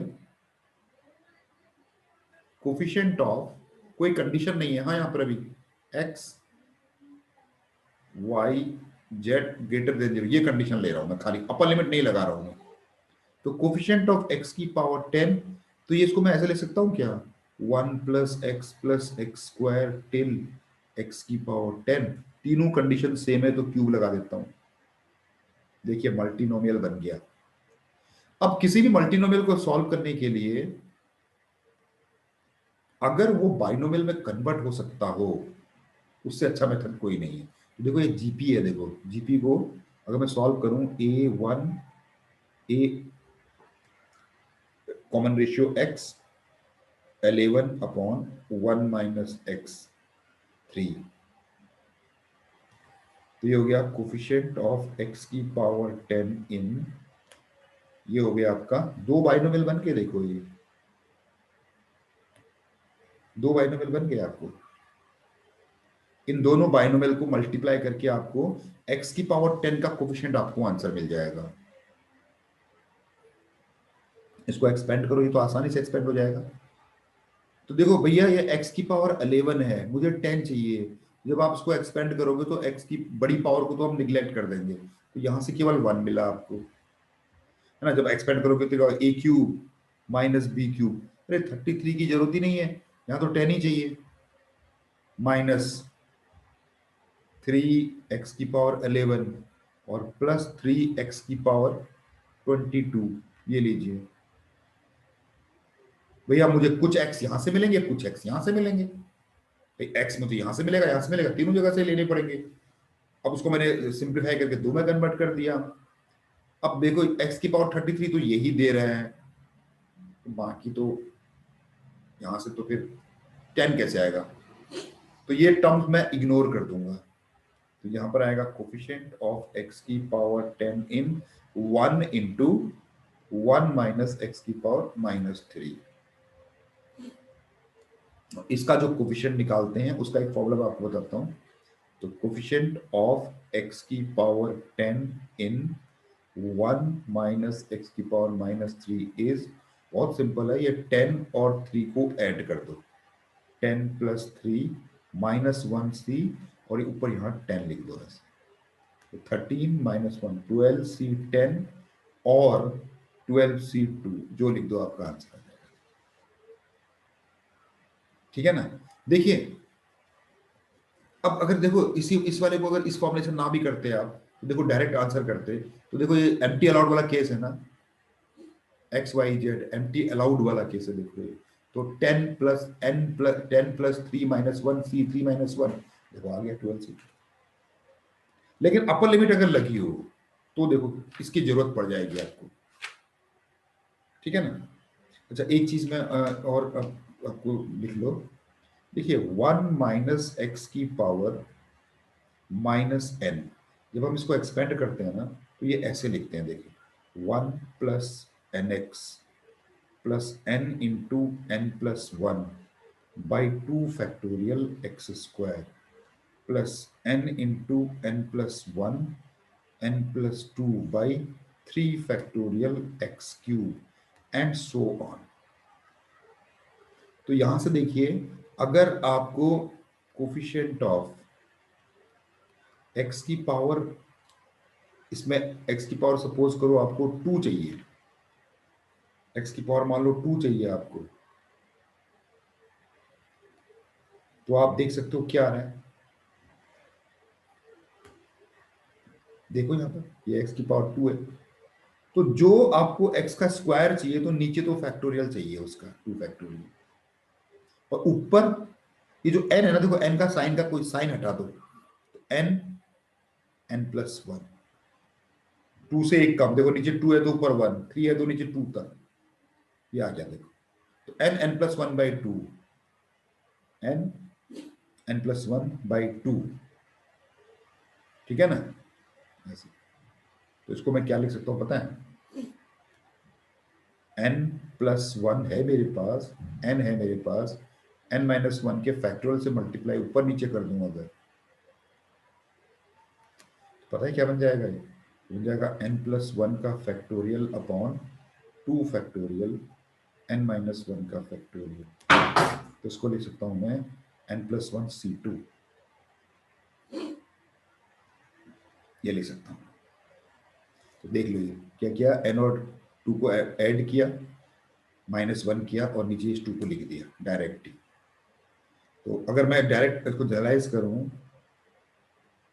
कोफिशिएंट ऑफ x की पावर r लिखूं इन 1 माइनस एक्स की पावर -1, तो क्या होगा देखिए, ये r है ना, तो नीचे r का फैक्टोरियल हो जाएगा।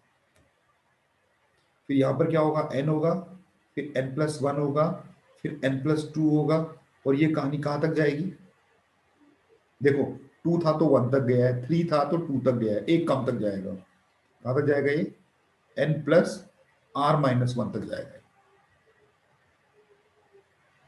ठीक है ना, तो n+r-1 तक जाएगा, ये होगा कोफिशिएंट।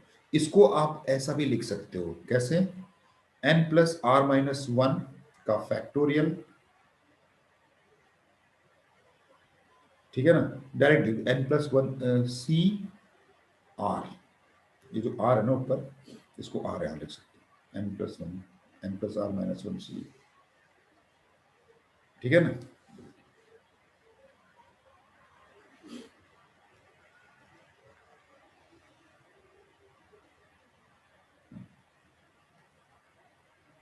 है कि नहीं, 2 फैक्टोरियल देखो देखो, जो खोलोगे तो n+1 का फैक्टोरियल आ जाएगा ऊपर, ठीक है ना, नीचे 2 का फैक्टोरियल, और ये इनको अगर n+1 - 2 n-1 का फैक्टोरियल आ गया, देखिए आपके पास, तो n+r-1 सी, ठीक है, और अब r आ गया आपके पास। तो x का स्क्वायर का कोफिशिएंट चाहिए आपको, तो नीचे 2 फैक्टोरियल, ठीक है ना, x की पावर 3 का चाहिए, तो देखो नीचे 3 फैक्टोरियल, ऊपर देख लो, है ना, ये हो जाएगा।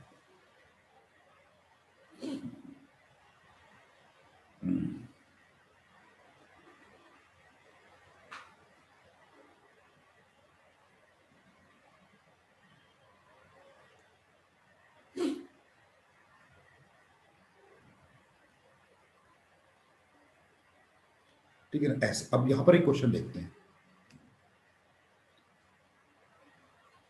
अगर मैं ये बोलता हूं कि x+y+z, सपोज आपके पास 12 है, और x की जो इसमें ना कंडीशन लगा दी कि 1 से भैया 6, y पे भी 1 से 6 अपर लिमिट लगा दी, देखिए,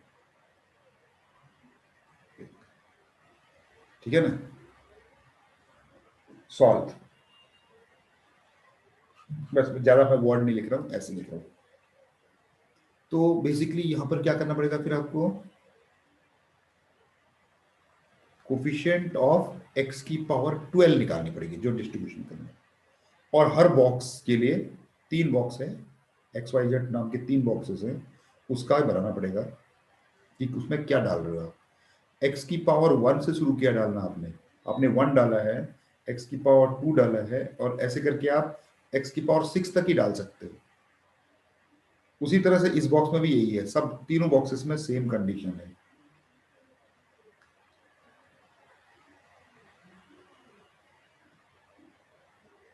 ठीक है ना, 12 तक नहीं है, 6 तक है, सॉरी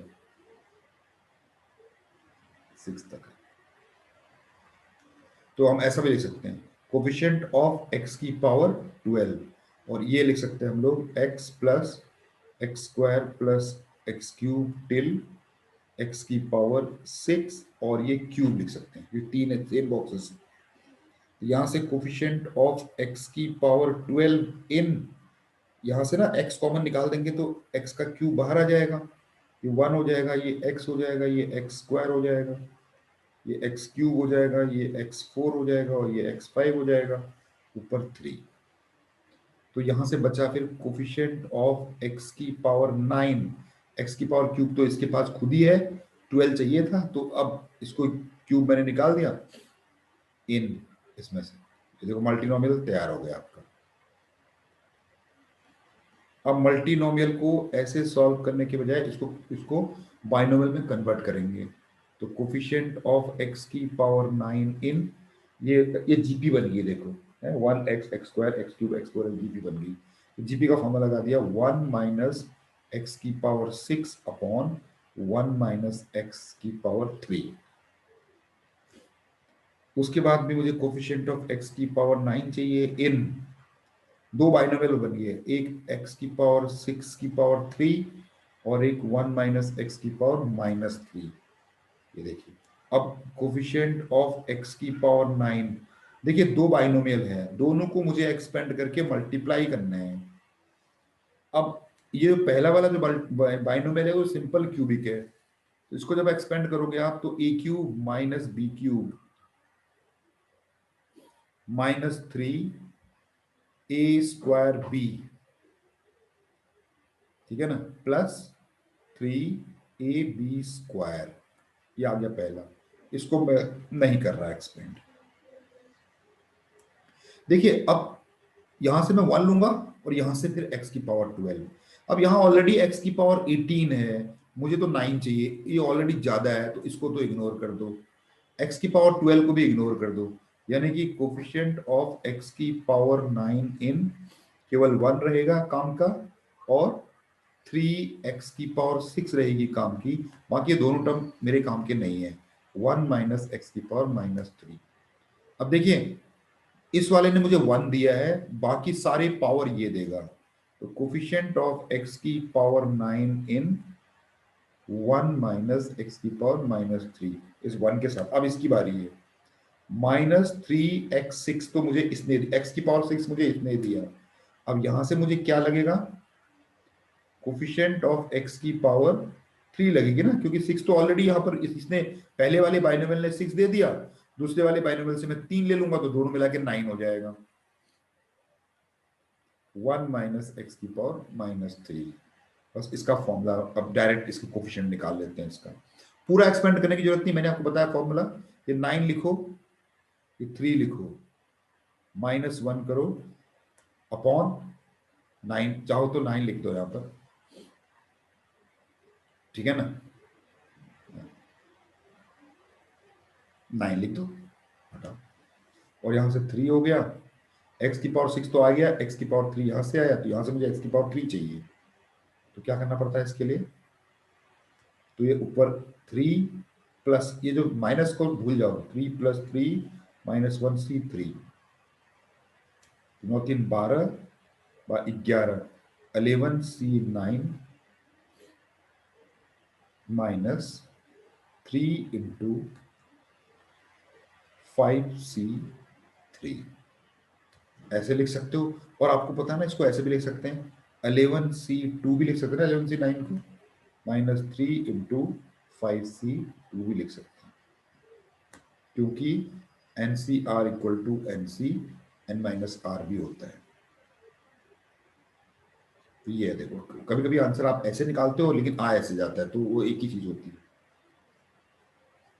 ठीक है ना। तो ये देखो मल्टीनोमियल थ्योरम, यहां पर देखो पिछले वाले क्वेश्चन में देखो यहां पर केवल 1 बच गया था, तो जब इसका भी कोई रूल हो जाता है ना, x की पावर 6 यहाँ है ना भैया, कोफिशिएंट तो 9 चाहिए, तो ये भी तो कुछ कंट्रीब्यूट करेगा ना, 6 तो है इसके पास, 3 यहाँ से लेगा तो 9 बनाएगा, लेकिन 18 यहाँ से, 18 का कोई कंट्रीब्यूशन नहीं है, क्योंकि 18 वो पहले से ज्यादा है 9 से, यहाँ से वो कुछ भी लेगा तो 18 से बढ़ेगा ही, कम तो होगा नहीं ना, मुझे तो कम चाहिए, तो उसको इग्नोर कर देते हैं, ठीक है ना।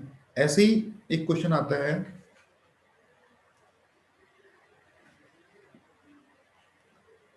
इन हाउ मेनी वेज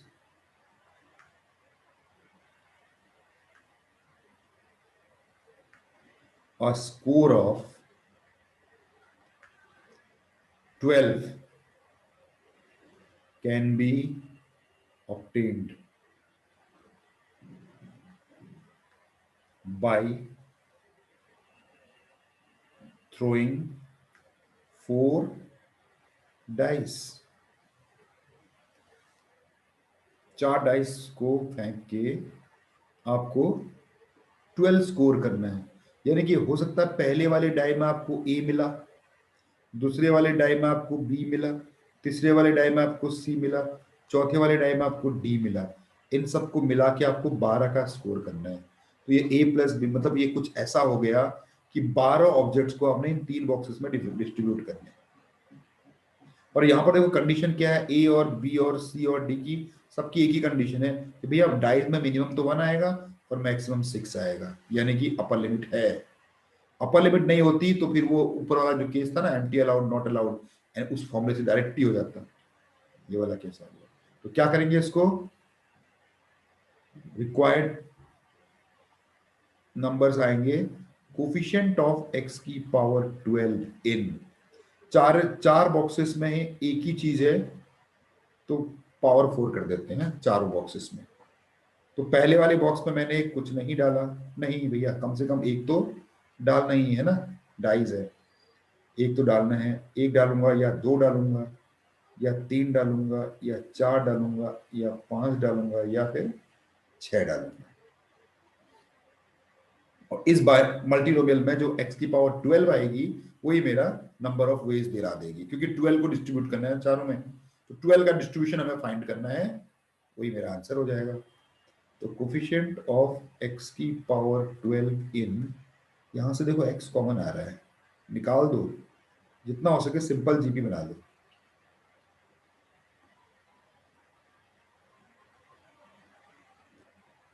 ये सिंपल जीपी बन गई है।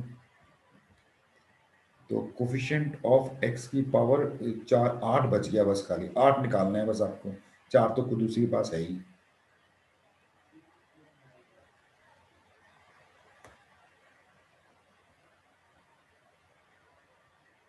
ये देखिए, तो कोफिशिएंट ऑफ x की पावर 8 इन, ये आपका सिंपल जीपी होगी।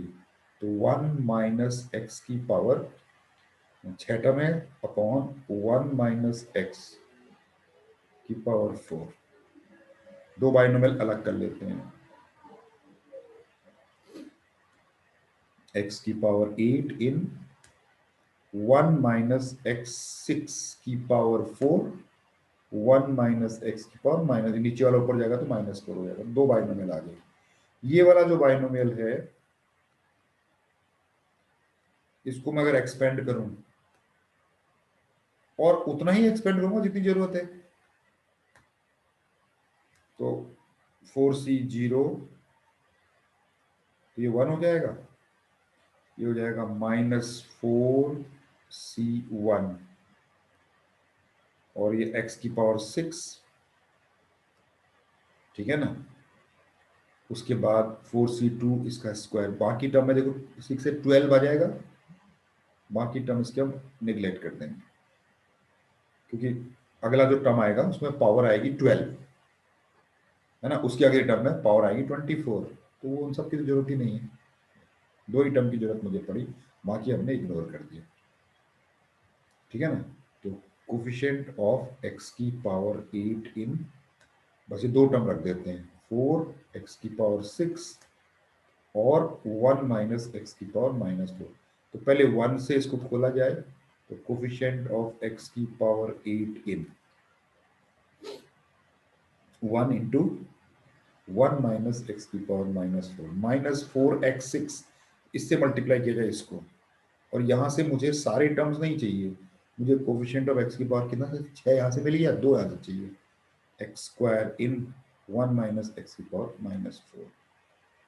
अब इसका मैंने आपको फॉर्मूला बता रखा है, क्या करना है, 8 लिखा है ऊपर 8 लिखो, 4 लिखा है ऊपर 4 लिखो, -1c, ये 8 को नीचे रख दो, हो गया -4, यहाँ एक्स स्क्वायर चाहिए मुझे, ठीक है ना। तो क्या करो, 2 लिखो, फिर 4 लिखो, फिर 1 लिखो, फिर 2 लिखो,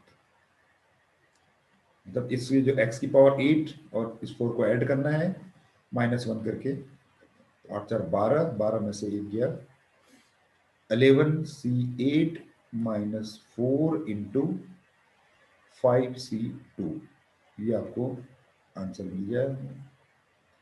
और हो सकता है आंसर आपको ये लिखा हुआ हो, 11c3 -4 इंटू 5c3, सेम है आपका, ठीक है ना। ये देखिए, तो ये आपका मल्टीनोमियल का हो गया क्वेश्चन इस तरह से, ठीक है ना। सब में आपने क्या करना है, बस किस तरह से बॉक्सेस में क्या डिस्ट्रीब्यूशन हो रहा है वो पावर में दिखानी है, फिर एक जीपी बन जाएगी, जीपी का फॉर्मूला लगाना है, और जीपी में यहाँ पर बाइनोमियल, इसको बाइनोमियल थ्योरम से एक्सपेंड करना है, और यहाँ से वही वाला टर्म चुन लेना है जो वो पर्टिकुलर कोफिशिएंट दे दे आपको, ठीक है ना। वैसे जिसको बाइनोमियल नहीं आता वो देख लो, ऊपर में लिखा है वैसे बाइनोमियल थ्योरम कैसे निकालते हैं। तो मैंने इसमें 1 - 4 x की पावर क्या था वो, 4 नहीं था, 1 - x की पावर 6। मैंने क्या किया देखो, हाँ 1 - x की पावर 6 की पावर 4 को मैंने ऐसे किया देखो, 4c0 पहले वाले की पावर 4 दूसरे वाले की पावर 0, ठीक है ना। फिर मैंने क्या किया, प्लस 4c1 पहले वाले की पावर 3 दूसरे वाले की पावर 1, 3 और 1 4 हो गया। फिर मैंने क्या किया, 4c2 पहले वाले की पावर 2, मैं यही कह रहा था देखो, मैंने यहां से देख लिया कि दूसरे वाले की पावर भी 2। फिर मैंने किया 4c3 पहले वाले की पावर 1 और x6 की पावर 3। फिर 4c4 पहले वाले की पावर 0 दूसरे वाले की पावर 4। तो ये देखो यहाँ से ये 4c1 हो गया, ये 1 हुआ, 4c1 ये 4 हुआ, और ये x की पावर 6 हुआ, माइनस आ गया बाहर। ये मैंने नहीं लिखा, 4c2 6 होता है और ये x की पावर 12 हो जाएगा। देखो ये मैंने इग्नोर किया था यहाँ पर, x की पावर 12 को मैंने इग्नोर कर दिया क्योंकि मुझे तो 8 ही चाहिए, 8 से बड़ा तो चाहिए ही नहीं। अगले वाले में पता क्या होगा, देखो 4c3 है ना, ये हो गया 4 और ये x की पावर 18, देखो बहुत बड़ा पावर है। और अगले वाले में देखो 24 हो जाएगा, x की पावर 24। तो ये मुझे जरूरत ही नहीं थी यहाँ पर, तो मैंने केवल इन दो टर्म्स को रिटेन कर रखा है यहाँ पर देखो, ठीक है ना। ये लगाया मैंने, तो वो प्रैक्टिस करते करते पता लग जाती है कहाँ तक लेना है कहाँ तक नहीं लेना है, कौन सा टर्म। पावर हमेशा बढ़ती चली जाती है x की, तो जब x की पावर 6 के बाद पावर डबल हो जाएगी, 12 आ जाएगी, तो उसको लेना ही नहीं। अगर यहाँ x की पावर 12 होता तो लेते, ठीक है ना, ये आपका।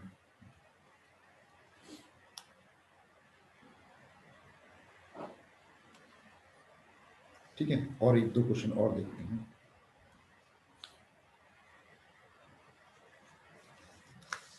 हाँ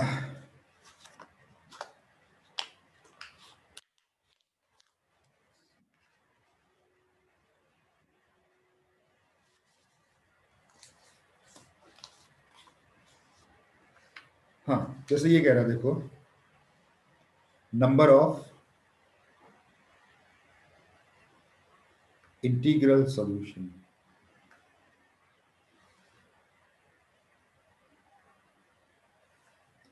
of x plus y plus z plus t equal to 29, where x आपका 1 से बड़ा होना चाहिए, y आपका 2 से बड़ा होना चाहिए, z आपका 3 से बड़ा होना चाहिए, और जो आपका t है आपका वो 0 से बड़ा होना चाहिए।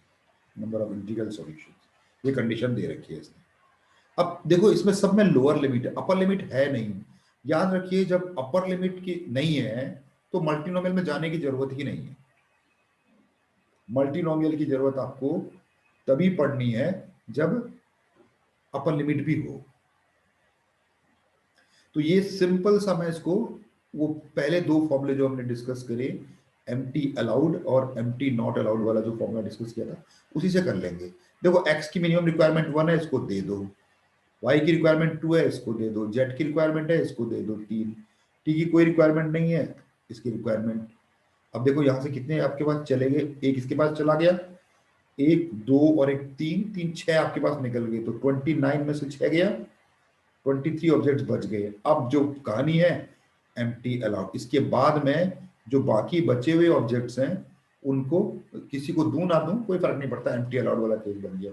और एम्प्टी अलाउड वाला केस क्या है, ये वाला फॉर्मूला है n plus r minus one C r minus one, सीधे 23 n हो गया, r हो गया 4 minus one C 4 minus one, direct formula. तो 27 और एक 26, 26c3। और हो सकता है आपको कहीं पर लिखा हुआ हो 26c23, तो ये कंफ्यूज नहीं होना, दोनों सेम होते हैं।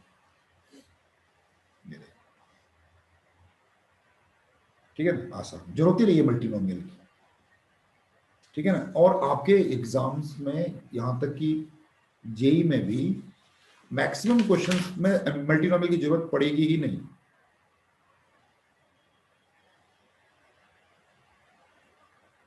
ठीक है ना? हाँ,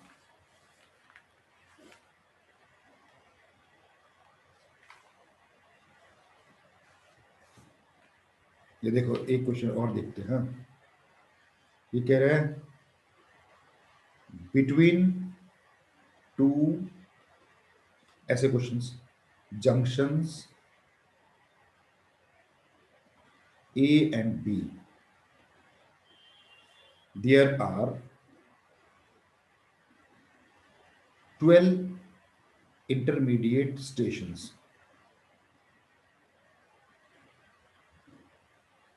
intermediate stations, ठीक है ना? The total number of veg,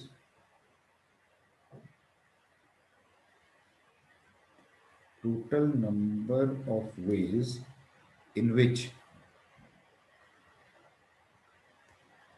a train can be made to stop at 4 of these stations so that no two of these stations are consecutive।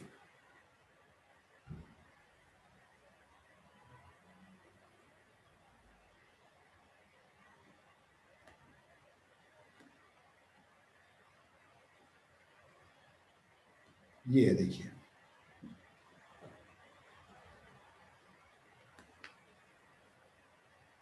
ठीक है ना? देखो ये क्या कह रहा है कि भैया 12 स्टेशन है आपके पास और 4 स्टेशन पे आपको गाड़ी रुकनी है, तो 4 स्टेशन सिलेक्ट करना पड़ेगा।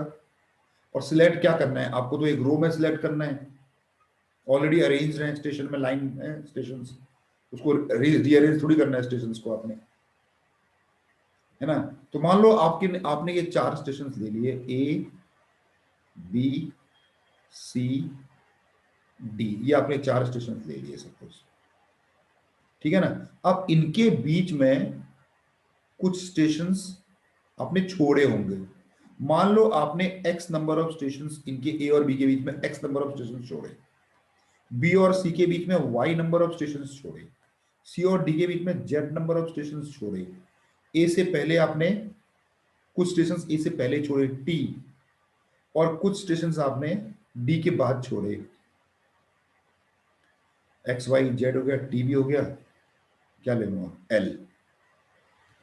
यानी कि एक्स कुछ स्टेशंस ये है, कुछ स्टेशंस ये हैं, कुछ स्टेशंस ये हैं, कुछ स्टेशंस ये हैं, कुछ स्टेशंस ये हैं, इन सबको मिला के आपके पास 12 4 8 स्टेशन बच गए। अब यहां पर देखो, आपका जो ये टी होगा ना, ये जीरो भी हो सकता है आपने आपने पहला स्टॉप पहले स्टेशन के बाद, है ना, बना लिया, पहला इंटरमीडिएट स्टेशन ही आपका पहला स्टॉप बन सकता है, यानी कि ये वाली जो टी है ये जीरो हो सकता है। लेकिन जो आपका एक्स है ना, वो कम से कम एक तो होना ही चाहिए, क्योंकि अगर एक्स 1 नहीं होगा तो ए और बी कंजिक्यूटिव हो जाएंगे। वाई भी आपका कम से कम 1 होना चाहिए, जेड भी आपका कम से कम 1 होना चाहिए। लेकिन जो ये एल है ना, ये जीरो भी हो सकता है, क्योंकि स्टेशन कंजिक्यूटिव नहीं होने चाहिए। कौन से?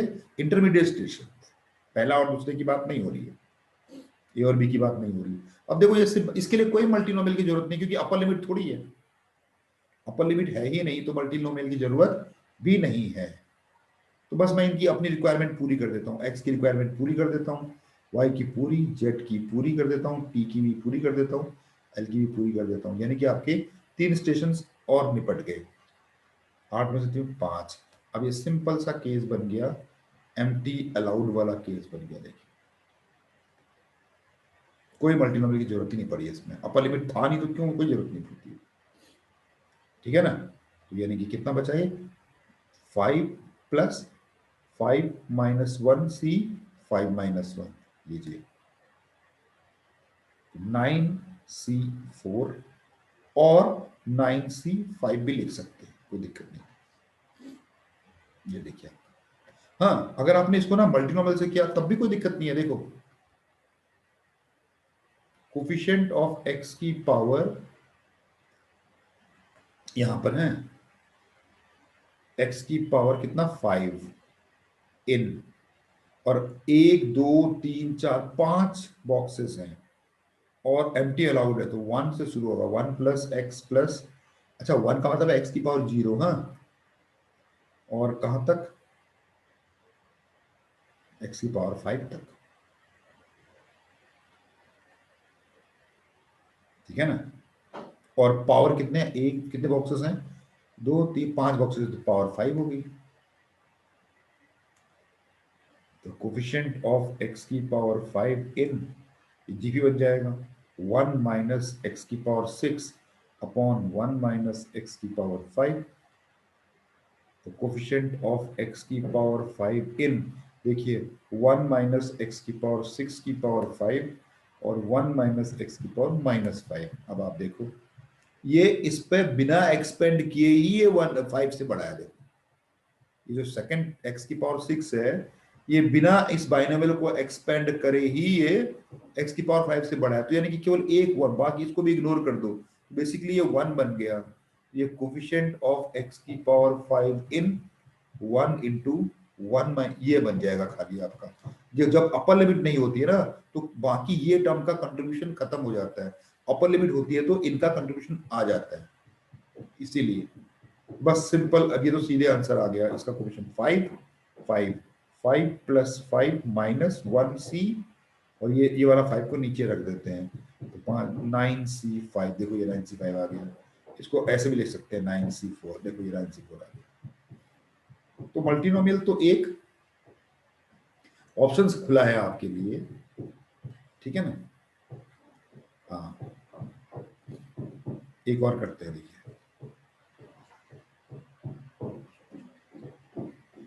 two numbers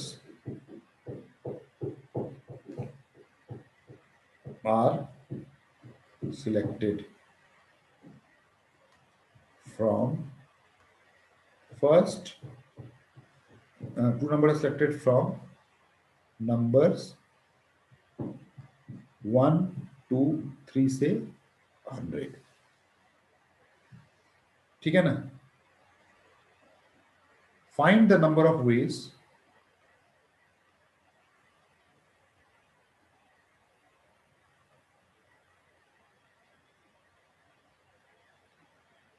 so that difference of the two numbers is at most 10। ये देखिए two numbers are selected from, इतना अपना find the number of ways so that the difference of the two number is at most 10। यानी कि आपको दो number चुनने हैं और उनके बीच ऐसे चुनना है कि उनके बीच का जो डिफरेंस है वो आपका 10 से ज्यादा ना हो, एट मोस्ट 10 है।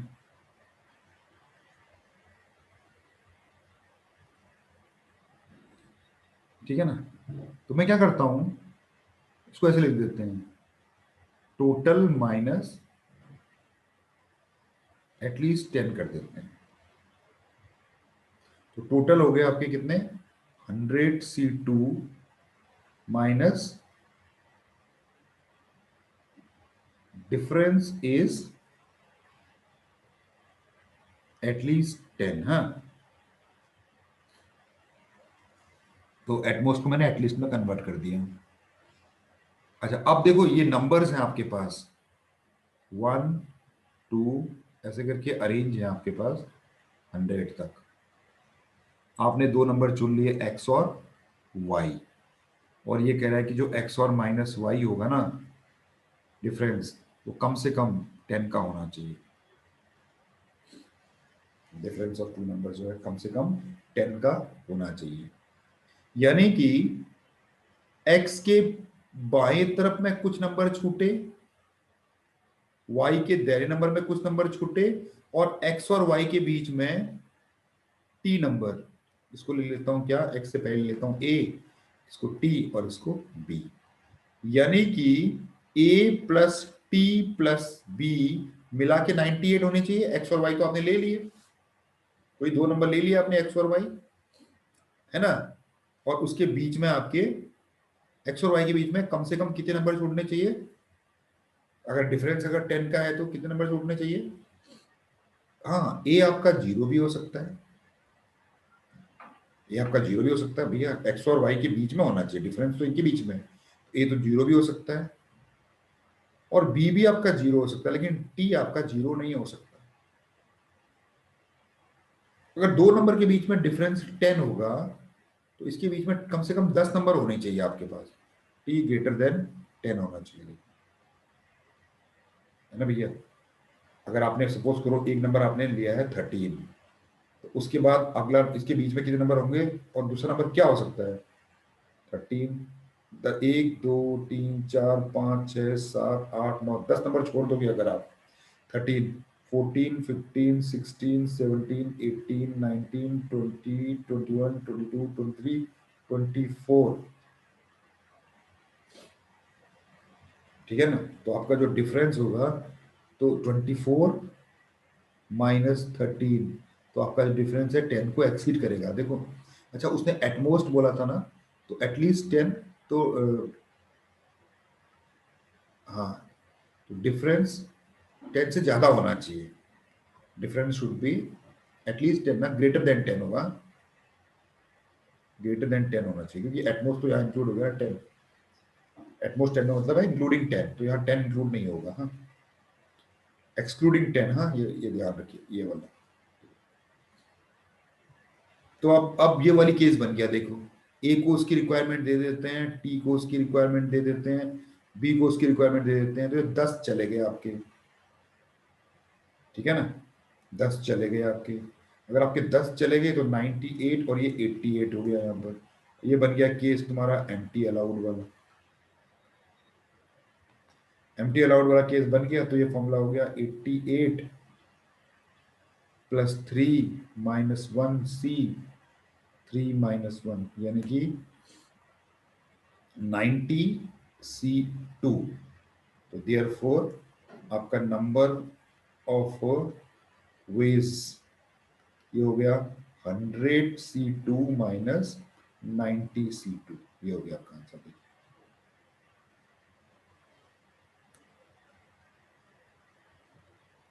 ठीक है ना, एक और करेंगे बस last,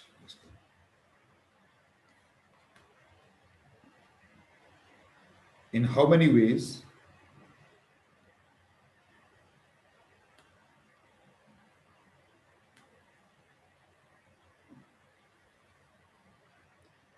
10 boys and 4 girls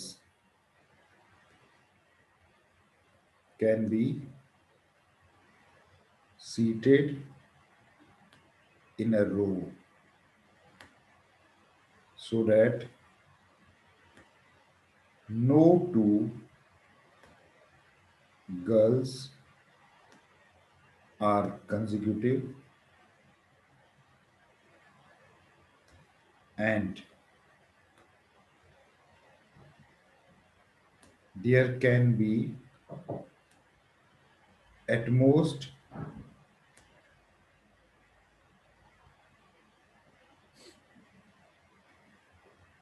4 boys sitting between 2 girls, थोड़ा टफ है, ये देखो केस,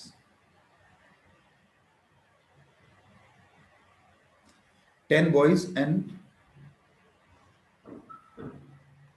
ठीक है ना, 10 boys। अच्छा, एक काम करता हूं मैं ना, ये एटमोस्ट वाला केस फिलहाल के लिए हटा देता हूं, ठीक है ना, रो सो डेट नो टू गर्ल्स है, बस इतना ही करो, बस खाली कंजिक्यूटिव, इस वाले केस को मैं अभी हटा देता हूं, एंड वाले केस को, ठीक है ना, पहले इसको कर लेते हैं। फिर आप लोग ट्राई करना हो तो उसको भी कर लेना। चलिए देखो, यहां पर बच्चों को बिठाना भी है, ध्यान रखिए। पहले मैं करूंगा सीटें लगा देता हूँ। एक, कितने, 1 2 3 4 5 6 7 8 9 10 11 12 13 14 सीटें आपके पास हैं। 14 सीट्स है ना, 10 बॉय की और 4 सीट्स। आपने सीट्स लगा दी, एम्प्टी सीट्स आपने लगा दी, ठीक है ना। तो आपने पहले 4 गर्ल्स के लिए सीट, गर्ल्स के लिए सीट लगा दी, G1, G2, G3 और G4। 4 गर्ल्स के लिए आपने सीटें लगा दी। कितने सीटें खाएंगे वो, कुर्सियां लगा दी और गर्ल्स को बिठा दिया। गर्ल्स कितने तरीके से बैठेंगे, गर्ल्स कैन बी, आपको चुनना नहीं है, आपने बिठा दिया बस 4 कुर्सियों में। कोई 4 कुर्सी आपने सिलेक्ट नहीं करनी है अभी, बस उनको बिठा देना है। गर्ल्स को बिठाया, अभी कुर्सी लगाई, 4 कुर्सियों में गर्ल्स को बिठा दिया, सीटेड इन। हाँ लेकिन इनको क्योंकि ऑर्डर बदल सकता है, गर्ल्स हैं 4 फैक्टोरियल वेज, 4 फैक्टोरियल वेज में आपके गर्ल्स बैठ गई। अब इनके बीच में ना मैं कुछ कुर्सियां डाल दूंगा, यहां पर मैं कुछ कुर्सियां लगा दूंगा। ए नंबर ऑफ कुर्सी यहां लगा दी, बी नंबर ऑफ कुर्सी यहां लगा दी, सी नंबर ऑफ यहां लगा दी, डी नंबर यहां लगा दिया, ई नंबर ऑफ कुर्सी यहां लगा दिया। यानी कि A plus B plus C plus D plus E, a number of कुर्सी गर्ल्स, इस गर्ल्स के पहले, इन दोनों गर्ल्स के बीच में बी नंबर ऑफ कुर्सी, सी नंबर, ये सब मिला के 10 कुर्सियां लगानी पड़ेगी मेरे को। इसमें क्या है, जो ए वाला है उसको मैं 0 भी रख सकता हूँ, यहाँ पर कुर्सी नहीं भी लगा सकता हूँ। लेकिन जो ये बी है ना, इसको कम से कम 1 होना चाहिए। अगर इसको 1 ना होगा तो G1 G2 कंसेक्यूटिव हो जाएंगे। सी भी आपका 1 होना चाहिए कम से कम, डी भी आपका कम से कम 1 होना चाहिए, और ई आपका खाली भी हो सकता है।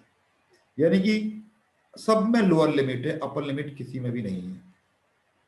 तो देयरफॉर क्यों लगाऊं मल्टीनोमियल, भाई ये वाला कॉन्सेप्ट लगाता हूँ। ए की रिक्वायरमेंट पूरी कर दो, बी की पूरी कर दो, सी की पूरी कर दो, डी की पूरी कर दो, ई की पूरी कर दो, और 10 3 को एक एक दे दिया तो बचे 7 कुर्सियां।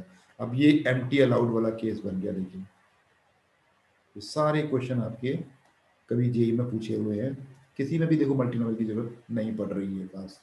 तो 7 n प्लस 1 2 3 4 5 -1 c, 5 - 1 12 11 c 4 और 11 c 7, कुछ भी लिख लो, ये आपका देखना है। क्या ये आंसर है? नहीं भाई, अब ये तो कुर्सियां लगाई है ना, देयरफॉर अब कुर्सियां लगा दी आपने, इतने तरीके से कुर्सियां लगेंगी। तो boys can be seated in 10 factorial veg.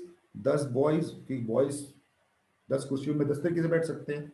Therefore total ways to do the above task equal to, तो 11 c 7 कुर्सियां लग गई, गर्ल्स बैठ गए 4 फैक्टोरियल वेज में, बॉयज बैठ गए 10 फैक्टोरियल वेज में। ये आपका फाइनल आंसर आएगा, ठीक है ना। तो आज के लिए मेरे ख्याल से इतना ही रखा जाए, ठीक है ना। नेक्स्ट क्लास में आपको अभी टॉपिक्स बचे हुए हैं, आपके सर्कुलर परमुटेशन बचा हुआ है, डी अरेंजमेंट बचा हुआ है, और इंक्लूजन एक्सक्लूजन प्रिंसिपल बचा हुआ है, जिससे कि हमने प्रूव भी करना है उसको, ठीक है ना। ठीक है, तो आज के लिए यहीं पर ही खत्म करते हैं।